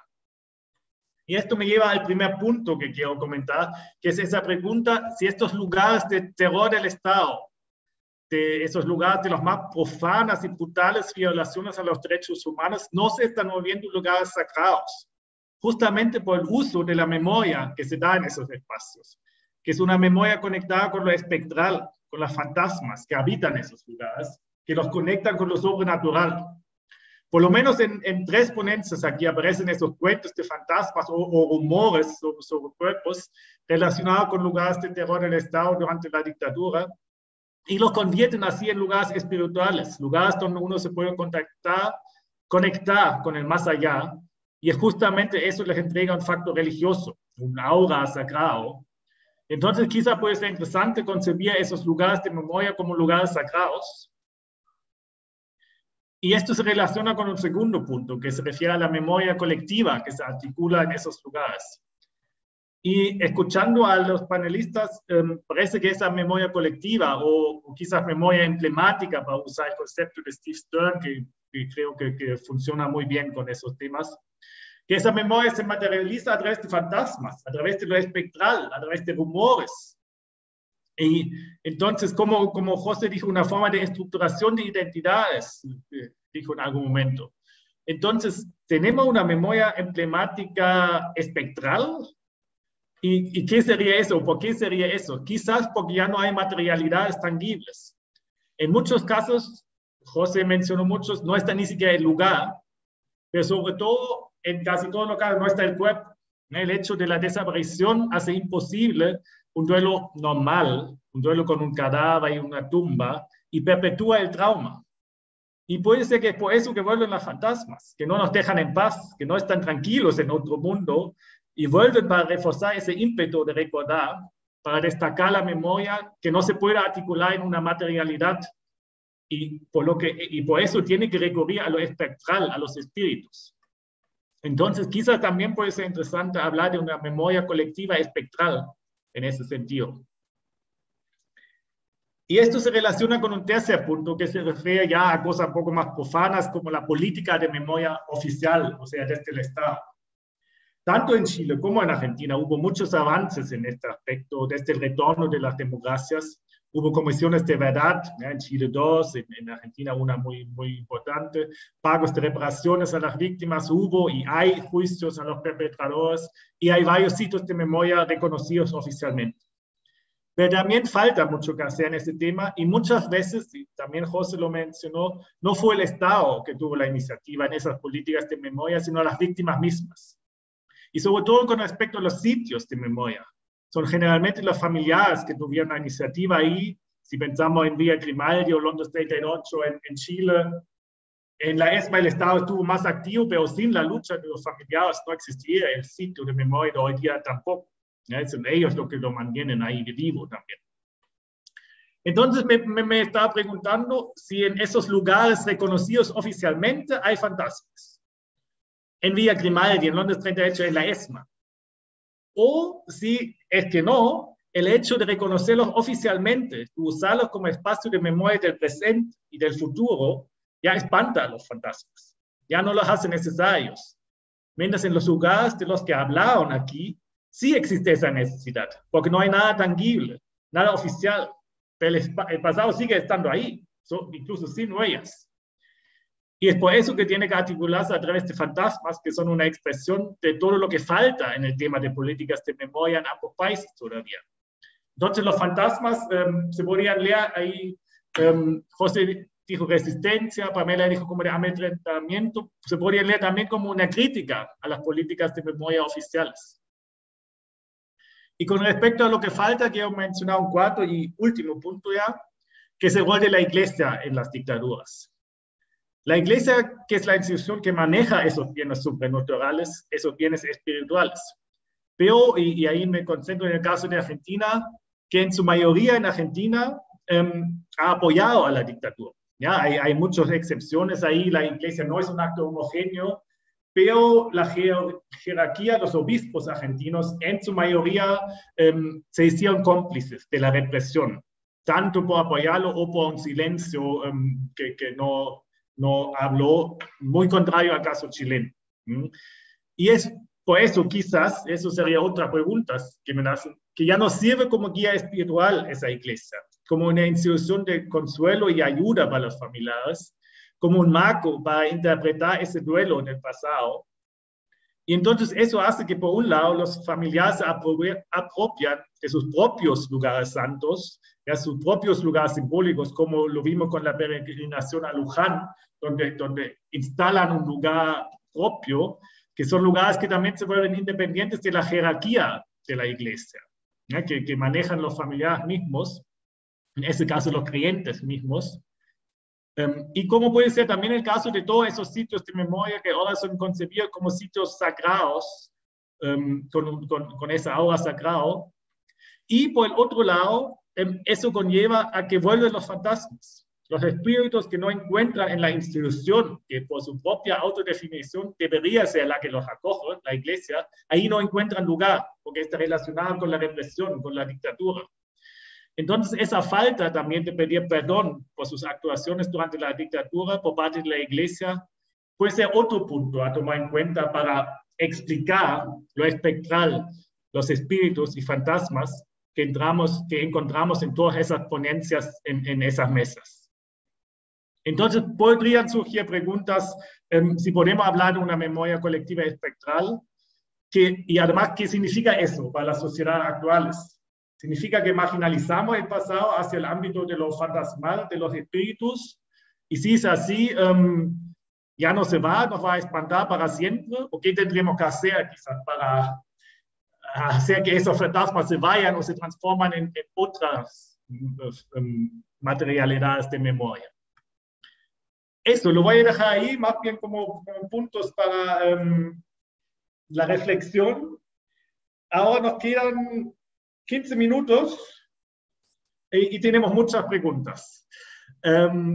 Yo creo que vamos a lograr hacer por lo menos una ronda de preguntas a cada uno, y vamos a seguir el mismo orden, y de ahí obviamente ustedes quizás pueden elegir qué preguntas responder, qué preguntas no responder, porque algunos son muchos, y les voy a pedir sí, que ojalá corto para que le toque a cada uno hablar todavía. ¿Ya? Vamos a empezar con Pamela, donde sí hay muchas preguntas. Yo creo que ya anotaste algunas que aparecieron en el chat. Les voy a leer para que todos sepan esas preguntas y de ahí te pido responder y ahí seguimos el orden. ¿Ya? Pamela, Verónica Jiménez Pelvo te pregunta si puedes profundizar la idea del rumor como medición y agrega qué características tienen los habitantes de los pueblos en relación con los otros, los habitantes de los lugares donde el rumor circula. ¿Quiénes son? ¿Cómo funciona la doble relación de los desplazados con los militares y los grupos guerrilleros? Y en relación con eso, Soledad pregunta si hay nuevos habitantes en esos pueblos y cómo se posicionan frente a eso. Y agrega, si quisiera saber si además del silencio hay versiones que cuestionan eso. ¿Ya? Si no solo silencio, sino cuestiones. O por último, quiero pedirte que amplíes cómo modifica la infraestructura ese rumor, si hay algo así. Julieta Lampazona te pregunta o quiere consultarte si ese silencio al interior de esos pueblos puede pensarse de manera homogénea, o si acaso asume ciertos matices en función de aspectos como las trayectorias personales, las diferencias generacionales de los habitantes o otros. Y si nos puedes contar un poco más sobre el contenido de esos rumores de trabajo de campo, y también si puedes contar algo sobre la funcionalidad, el impacto o los efectos de esos rumores en la construcción de narrativas sobre la violencia estatal. Hay dos más. ya. Tanto Mariana te pide si puedes profundizar sobre algo que dijiste al pasar, sobre que hay lugares al interior de los pueblos en los que el rumor es más intenso. Y Matías Aparicio pregunta sobre la metodología de tu trabajo y agrega que dentro de tu exposición particularmente le llamó la atención la idea de distancia como construcción social y cómo esta construcción y los rumores impactan en el trabajo de antropología forense. Si podrías desarrollar eso. Bueno, te dejo la palabra, Pamela, con todas esas preguntas. Como le dije, puedes elegir tú quizás lo que quieras responder y lo que no, y ojalá no tanto tiempo. Ok, bueno, hago mi mejor esfuerzo intento responder algunas cosas en poquitos minutos. Empiezo por el tema de la mediación, que al final se convirtió como, para mí, realmente en una clave de lectura, de que al principio, bueno, este rumor que un poco me perseguía en cada trabajo de campo, tanto por su presencia como por su ausencia. A veces justamente me sorprendía el hecho de que no estaba ahí donde lo fui a buscar, como contaba Mariana. Cuando hablo de mediación, sobre todo me estoy refiriendo a la teoría de los afectos, y el afecto no solo en relación a las emociones, sino cómo eso afecta y produce como consecuencias, y pienso justamente cómo el rumor afecta tanto a estos sujetos como a esos espacios. Bueno, y es un poco lo que intenté contar hoy muy rápidamente sobre, bueno, un poco esta clave de lectura que propongo sobre ver justamente el impacto de los rumores en la modificación tanto de la identidad de las personas que cuentan o no cuentan ese rumor, como de la alteración de la infraestructura.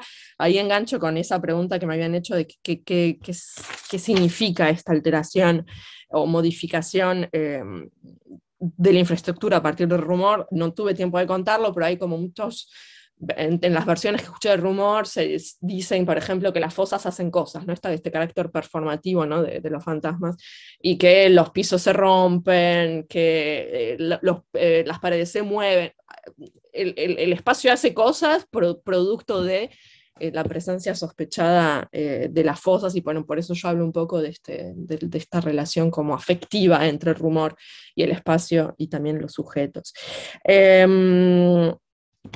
A ver, eso. Después, sobre la metodología. Mi metodología es mixta, hago etnografía, observaciones, entrevistas, sobre todo muchas entrevistas, con lo que presenté hoy, sobre todo fueron las entrevistas que hice con la población de la zona de ocupación militar en el sur, que es sobre todo con las víctimas más directas de la desaparición, familiares, sobrevivientes, militantes y miembros de la guerrilla, y después hice entrevistas al interior de los pueblos con esa población desplazada, y también entrevistas con actores clave en la construcción de los pueblos. Pero todo ese material en un punto también era insuficiente, porque había que darle un contexto. En el momento en que yo me puse a trabajar sobre los pueblos, no había gran cosa hecha. Ahora hay como un poco más de interés y trabajo sobre eso, así que bueno, hice mucho trabajo de archivo. De repente me volví a ser un poco más historiadora, y me fui a explorar bastante como archivos provinciales, pero también archivos militares y demás, también intentando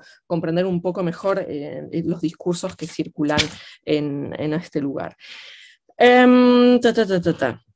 Sobre la homogeneidad del rumor, para nada, y eso es una cosa súper interesante, pero hoy no pude hablar, pues no teníamos como el tiempo. Es como la diferencia de intensidades y de la manera en que circula o no circula el rumor. Yo contaba de que la presencia y el silencio del rumor, como me sorprendió a mí ese silencio adentro de los pueblos estratégicos, pero es verdad que yo dentro de los pueblos, yo me focalicé sobre todo en las personas que fueron forzosamente desplazadas, por una cuestión también de que la mayoría son muy viejos y había que hacer un poco, aprovechar ese momento ahí. Pero pude hacer algunas, no era mi foco, pero pude hacer algunas entrevistas con nuevos habitantes, y ahí cambia radicalmente. Las pocas alusiones a el rumor es las personas que vinieron después. Por eso yo hago tanto hincapié en esto de la distancia espaciotemporal. O sea, las personas desplazadas no tienen ninguna distancia, ni espacial ni temporal, con el crimen, de lo que se pasó, todo lo que pasaba ahí. En cambio, la gente, tanto los que están afuera de los pueblos como esos que vinieron después, sí sienten esta distancia y pueden. O sea, las únicas menciones que tengo son estas personas justamente. Entonces no, para nada, no es homogéneo. ¿Qué más? El rumor, sí, el rumor es más intenso en ciertos lugares. No es que las fosas están por todos lados en el pueblo. En general, el rumor se espacializa más concretamente en algunos lugares específicos que tienen que ver con la construcción del pueblo. Podríamos después, si quieren, te puedo dar un poco más de detalles. Y no sé si dije todo. Y con el tema de la distancia y el impacto, yo creo que eso también era la pregunta sobre la metodología, la distancia y el impacto en el trabajo de los antropólogos forenses. Yo siempre insisto un poco en eso. Me parece que falta, o quizás incorporar ¿no? Una lectura como menos, o sea, menos del lado como de la verdad científica y más justamente a partir de esto que sale de nuestras investigaciones, que tiene que ver más con esta espacialidad más afectiva, porque me parece que claramente la manera en que las personas dan cuenta de dónde podrían ser esos lugares de inhumación clandestina tienen que ver claramente con la construcción de geografías imaginarias, etc. Y yo creo que sería interesante al menos ver cómo podemos dialogar entre estas investigaciones con el trabajo concreto de ir a buscarlos. Bueno, y nada, termino ahí. Muchas gracias, Pamela, por este interesante recorrido ya a todas esas preguntas que eran mucho. Yo creo que el tema da para hablar mucho y seguramente podremos hacer otro panel para responder todas esas preguntas. Vamos a seguir con Fabián, porque también hay preguntas. Va a seguir el orden en el fondo. Fabián.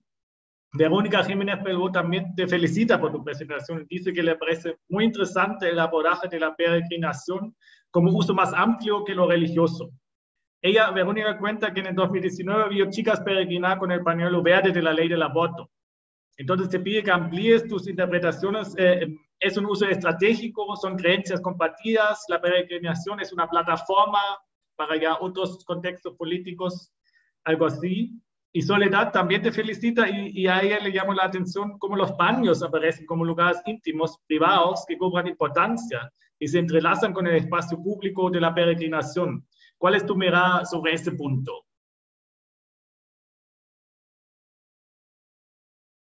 Bueno, gracias.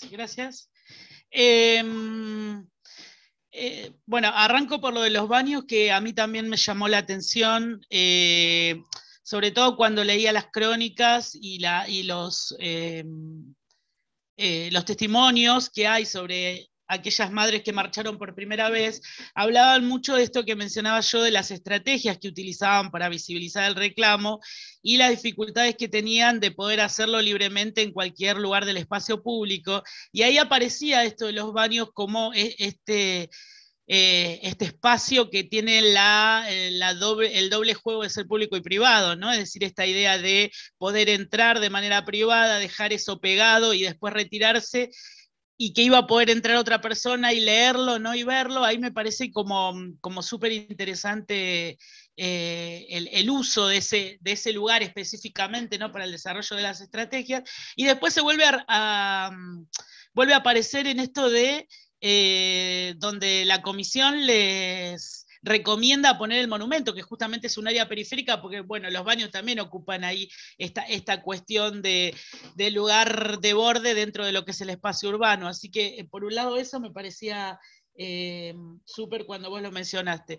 Y la otra cuestión que mencionaba Verónica, bueno, un poco era el argumento central que me interesaba mostrar. Como yo les decía al comienzo, vengo estudiando las peregrinaciones desde hace bastante tiempo, y bueno, hay toda una redefinición acerca de esto de que no sea solamente el viaje religioso, sino más bien de ver todos estos fenómenos que se dan hacia el interior de la composición, y ahí creo que aparece un poco esa estrategia que habían desplegado las madres en el 77, con diferentes matices a lo largo de todos los 40 y pico de años que se peregrina a Luján. Han aparecido diferentes formas de manifestación, y ahí voy con lo que decía Verónica, ¿no? En donde se utiliza la plataforma, que se utiliza la peregrinación como una plataforma para visibilizar, sobre todo por lo que implica espacialmente, ¿no? Y el movimiento de personas que se dan en ese ámbito. Y hay algunos casos que puedo mencionar a modo de ejemplo, que los he trabajado, digamos, para matizar esto de la peregrinación como viaje religioso. Comparto rapidito una foto, me parece que nos van a ayudar a ver esto. Por ejemplo, esta es una de las columnas que se hizo en el 2015, donde un grupo digamos, de militantes del Frente de Todos hacen, digamos, una proclama en contra del pago de los fondos buitres. Otro es esta, que fue la Marcha del Campo del conflicto del 2008, en donde algunas columnas, digamos, manifestaban, ¿no? toda la cuestión de pedirle ayuda a la Virgen por el campo y por la patria, que es por el tema de los animales, por la peregrinación que se hace a caballo, se ha interrumpido inclusive varias veces con manifestantes en contra del maltrato animal que se colocaban adelante los caballos para que no puedan avanzar. Después que es por el reclamo de justicia de las víctimas de las tragedias de Once, y hay otras que, bueno, acá no las tengo a mano las fotos, pero que tuvieron que ver con las inundaciones que tuvo la ciudad de Luján y los inundados que utilizaron la peregrinación para reclamar por todas las obras que se venían pidiendo desde años. Entonces me parece que es interesante porque ahí aparecen como todas estrategias, ¿no? de reclamo, de la protesta. Bueno, en el caso que decía Verónica también estuvo muy presente la cuestión de los pañuelos celestes y los pañuelos verdes durante los años en los que se debatió la ley de interrupción voluntaria del embarazo, y la peregrinación ahí aparece, ¿no? como el canal para visibilizar ante una gran cantidad de personas un reclamo que por ahí no se podría dar en otro contexto. Creo que por ese lado viene el camino del...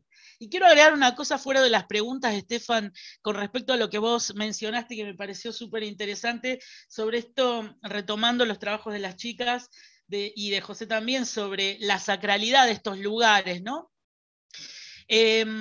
Pensándolo más en clave de esto de la dimensión más religiosa o sagrada del espacio, he escuchado sobre la situación de rituales que se dan dentro de algunos centros clandestinos de detención, en donde ya sea los familiares o ya sea los propios detenidos que estuvieron y que fueron liberados vuelven a esos lugares, o familiares de desaparecidos, vuelven a buscar lugares específicos dentro del predio, por ejemplo la celda en la que estuvieron detenidos, y realizan algún tipo de ritual que activa como toda esa cosa sagrada, ¿no? Desde fumar un cigarrillo y dejar otro encendido, desde prender velas, y lo mismo he escuchado también referencias a cómo algunas personas que, bueno, no han encontrado a sus familiares todavía y no tienen esto ¿no? de que hablábamos del espacio concreto donde están sepultados, hacen o utilizan como espacio el Parque de la Memoria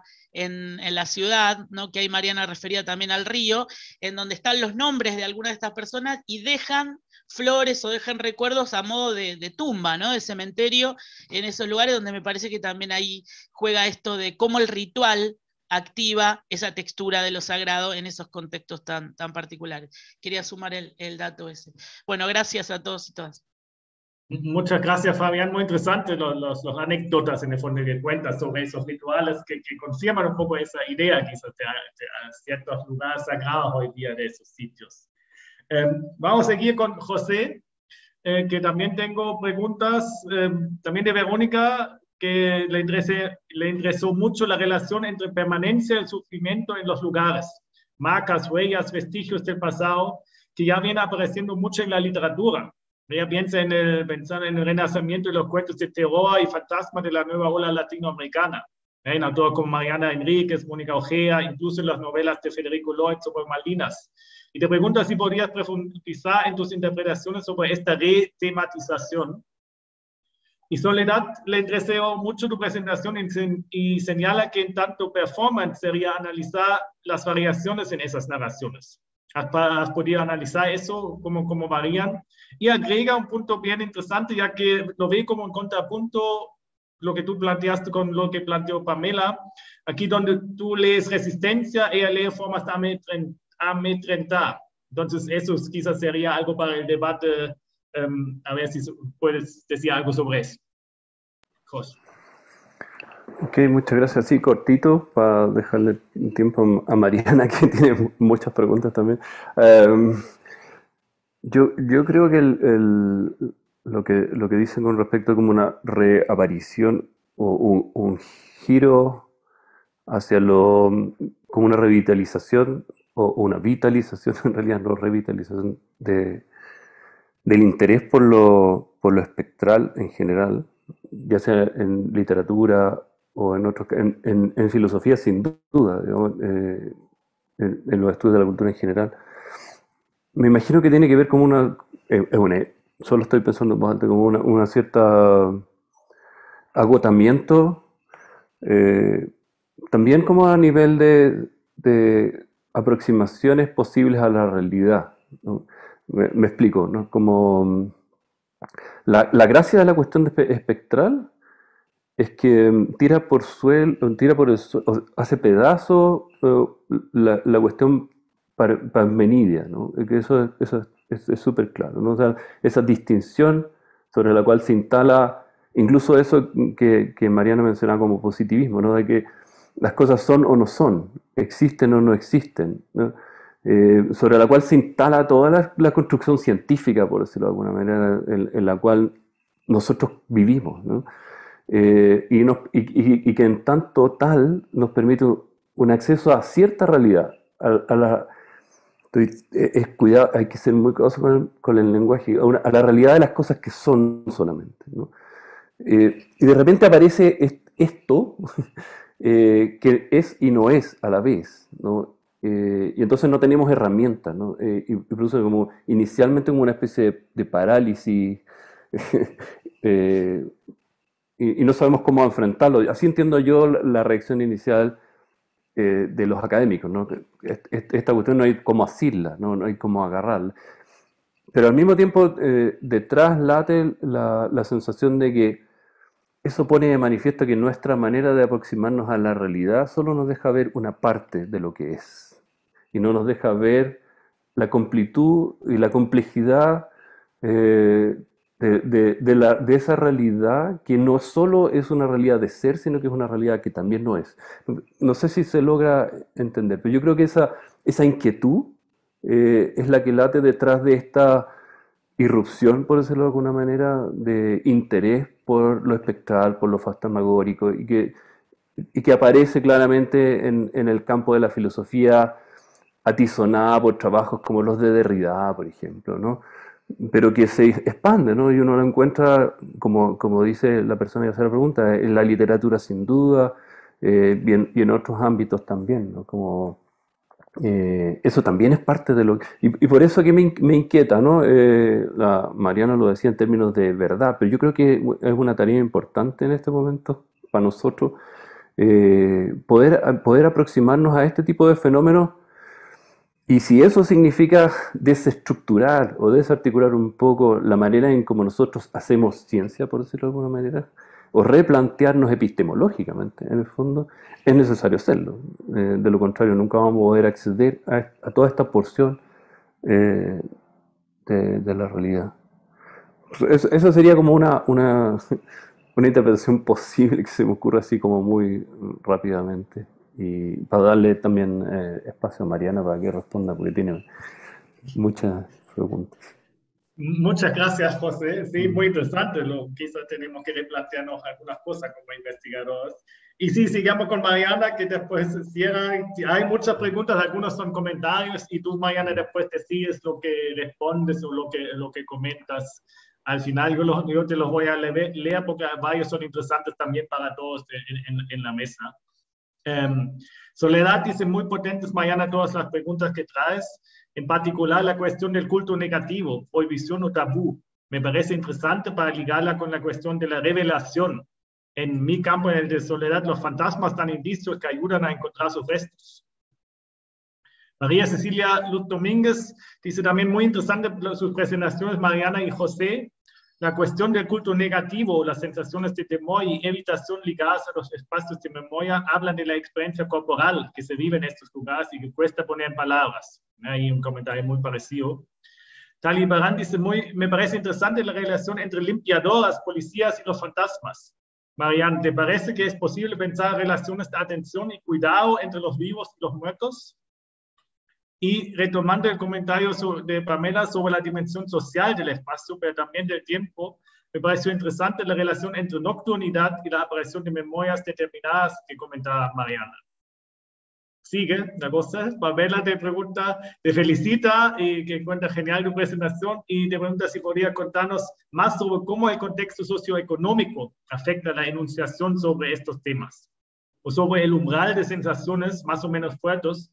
¿Esto tiene vínculo con las experiencias vividas durante la dictadura o sobre la experiencia espacial actual de esos lugares cargados de historia? Y aquí otro comentario de Alejandra Sánchez Antelo, es muy parecido a uno más arriba. En la ex-ESMA surgieron los primeros rumores hacia 2010 y eran quienes se encargaban de la limpieza, los jardines cuidadores de cada espacio interno al predio. Y mi pregunta apunta, ¿cuánto de cuestiones de clase existen en trabajar la memoria desde la espectral? ¿Cuánto de religiosidad popular sincrética tenía esos rumores? Y hay una última pregunta que es bastante larga, veo un comentario, te lo voy a leer y de ahí tú decides lo que haces con eso. Interesante escuchar esas reflexiones y cuánto nos interpelan las preguntas de Mariana. Mientras oía a José, pensaba en las posibles distancias con el caso argentino, pero justamente la intervención de Mariana nos impone matizar, esclarecer, reparar en los velos y obliteraciones que se producen en ciertos núcleos, por la preeminencia de esos discursos dominantes en materia de verdad, memoria y justicia. Me pareció interesantísima la diferencia que advierte entre estas espacialidades atravesadas por lógicas positivistas y otros ámbitos, otras miradas y relaciones que dan lugar a la escucha y la reflexión sobre estas presencias espectrales. Si no entendí mal, Mariana hizo una breve referencia a que actualmente estos relatos no son solo cercenados por esos discursos dominantes, sino que comienzan a tener otra escucha. Me pregunto si es posible identificar qué condiciones pueden estar habilitando estas aperturas. Esto. Entonces, ya ven que todas las ponentes dan que reflexionar, pensar y... No sé si voy a poder contestar todo. Mariana. Me perdí un poco. A ver, vamos por partes.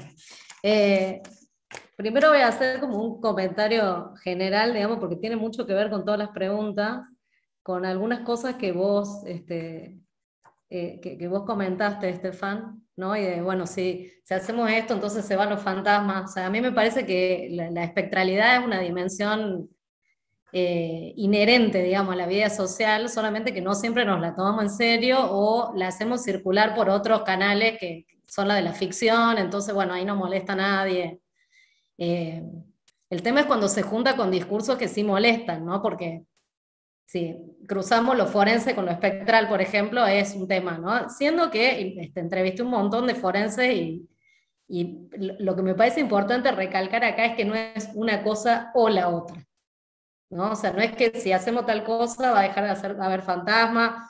Eso tiene un poco más que ver con las necesidades de los vivos, ¿no? Y hay muchos vivos que no quieren que se vayan los fantasmas. O sea, no es un presupuesto de que tiene que irse. De hecho, hay mucha gente que hace sesiones espiritistas y los consulta, ¿no? Y eso se relaciona un poco con la pregunta esta sobre el cuidado que me hacía, ya no me acuerdo quién, ¿no? O sea, en la vida de los familiares de desaparecidos tienen una presencia muy importante, ¿no? Estos fantasmas, ¿no? Incluso se desea que aparezcan, ¿no? Se los invoca, se los consulta y ejercen una función de cuidado y protección enorme, ¿no? Que se va cortando. Esto es importante también decir, hay una temporalidad, ¿no? Para la vivencia de lo espectral, ¿no? Y una contextualidad también, ¿no? No es lo mismo en un lugar donde no hubo juicios, por ejemplo, ¿no? Que en un lugar donde sí los hubo, cuando acá no había juicios y después sí los hubo, ¿no? Entonces van cumpliendo como distintas funciones cuando nace un hijo, cuando se junta, ¿no? Con la abuela, con su hijo, bueno, una cantidad de cuestiones que modifican como cualquier relación social esa relación entre los vivos y los muertos. Un poco engancho ahí lo de los familiares con lo que vos me preguntabas, Soledad, sobre el tema de la revelación. Eso es muy, porque ¿qué quieren los fantasmas? Los fantasmas quieren justicia, quieren ser encontrados, ¿no? Quieren una sepultura. Cuando aparecen, eso es lo que piden, ¿no? Son muy demandantes.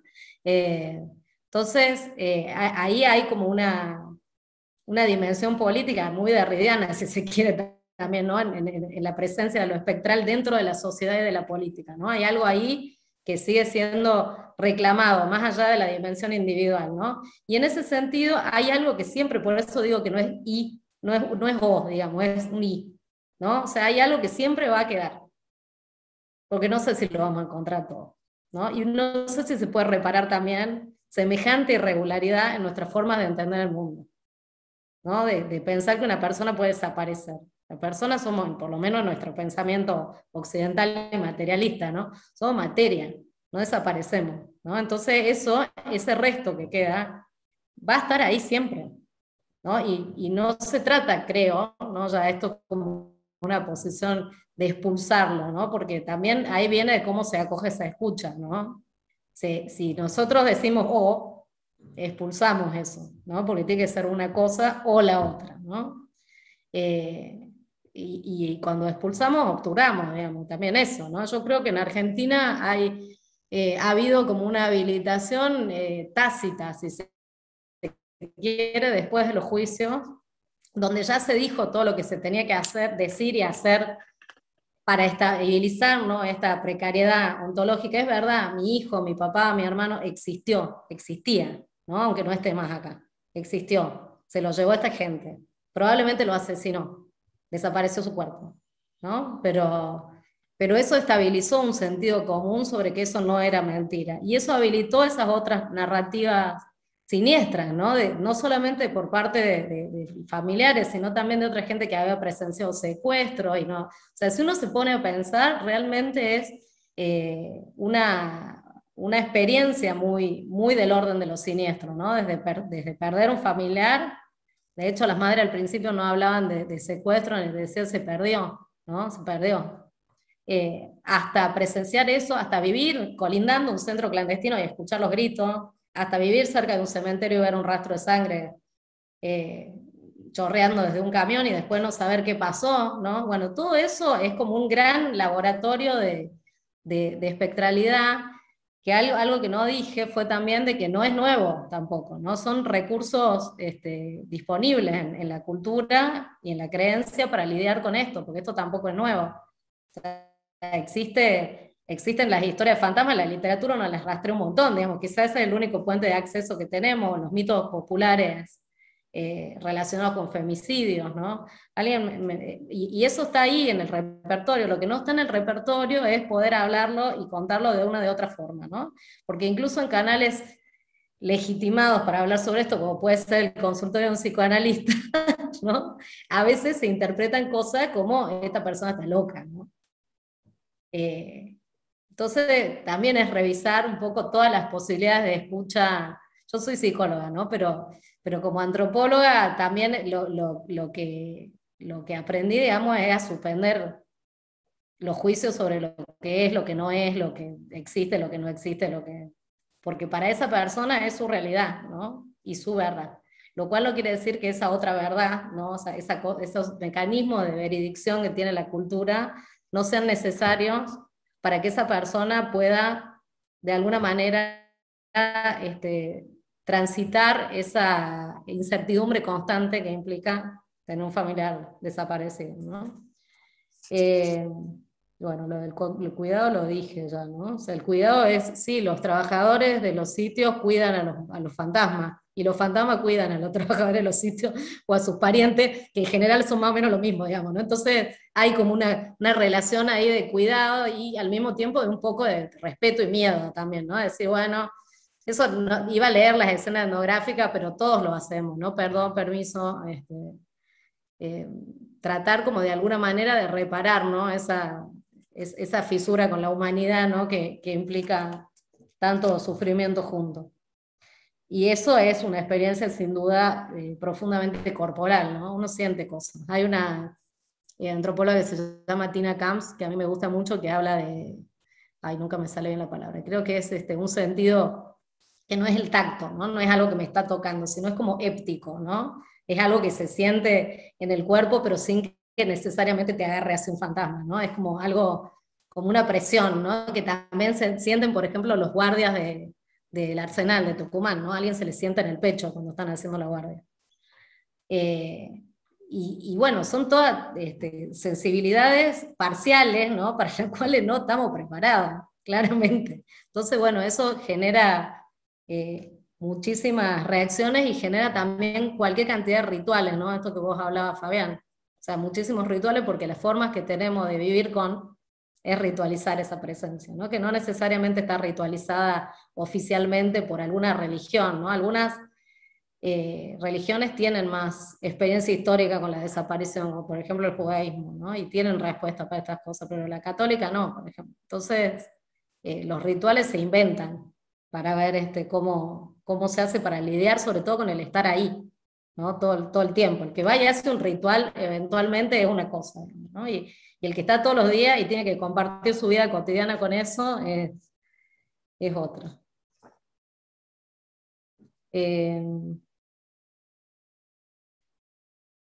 Bueno, no sé, creo que contesté todo. Me parece que eso, hay que también tratar de ver de qué cosa de la temporalidad presente nos están hablando, ¿no? Esos espectros, ¿no? Y del contexto de cada país, tanto en lo que sucede, digamos, en esa experiencia con lo espectral, como en las condiciones para contarla después. Es como una muy buena nueva puerta de acceso al estudio de las memorias colectivas. O sea, yo creo que los espectros en esto que preguntaba Estefan, me parece que son parte de la memoria colectiva, siempre lo fueron, ¿no? Es una dimensión de la memoria colectiva que justamente hace referencia a la irregularidad. Muchas gracias, Mariano. Me quedo con eso. Ya las fantasmas se quedan y quizás puede ser bueno incluso. Entonces, tenemos otro tema también para el futuro y para Es lo que nos toca como responsabilidad vivir con ellos. Además, claro. Entonces, les agradezco mucho a los 4 panelistas por sus ponencias tan interesantes y a Soledad por organizar este panel tan interesante. Y yo creo que le dejamos aquí, terminamos aquí. Muchas gracias por su participación. No sé si Soledad, tú quieres decir algo todavía o no. Agradecerles a todos y a todas, la verdad que estuvo alucinante y creo que tenemos que hacer nuevos paneles para seguir porque quedaron un millón de preguntas e ideas ahí flotando. Gracias.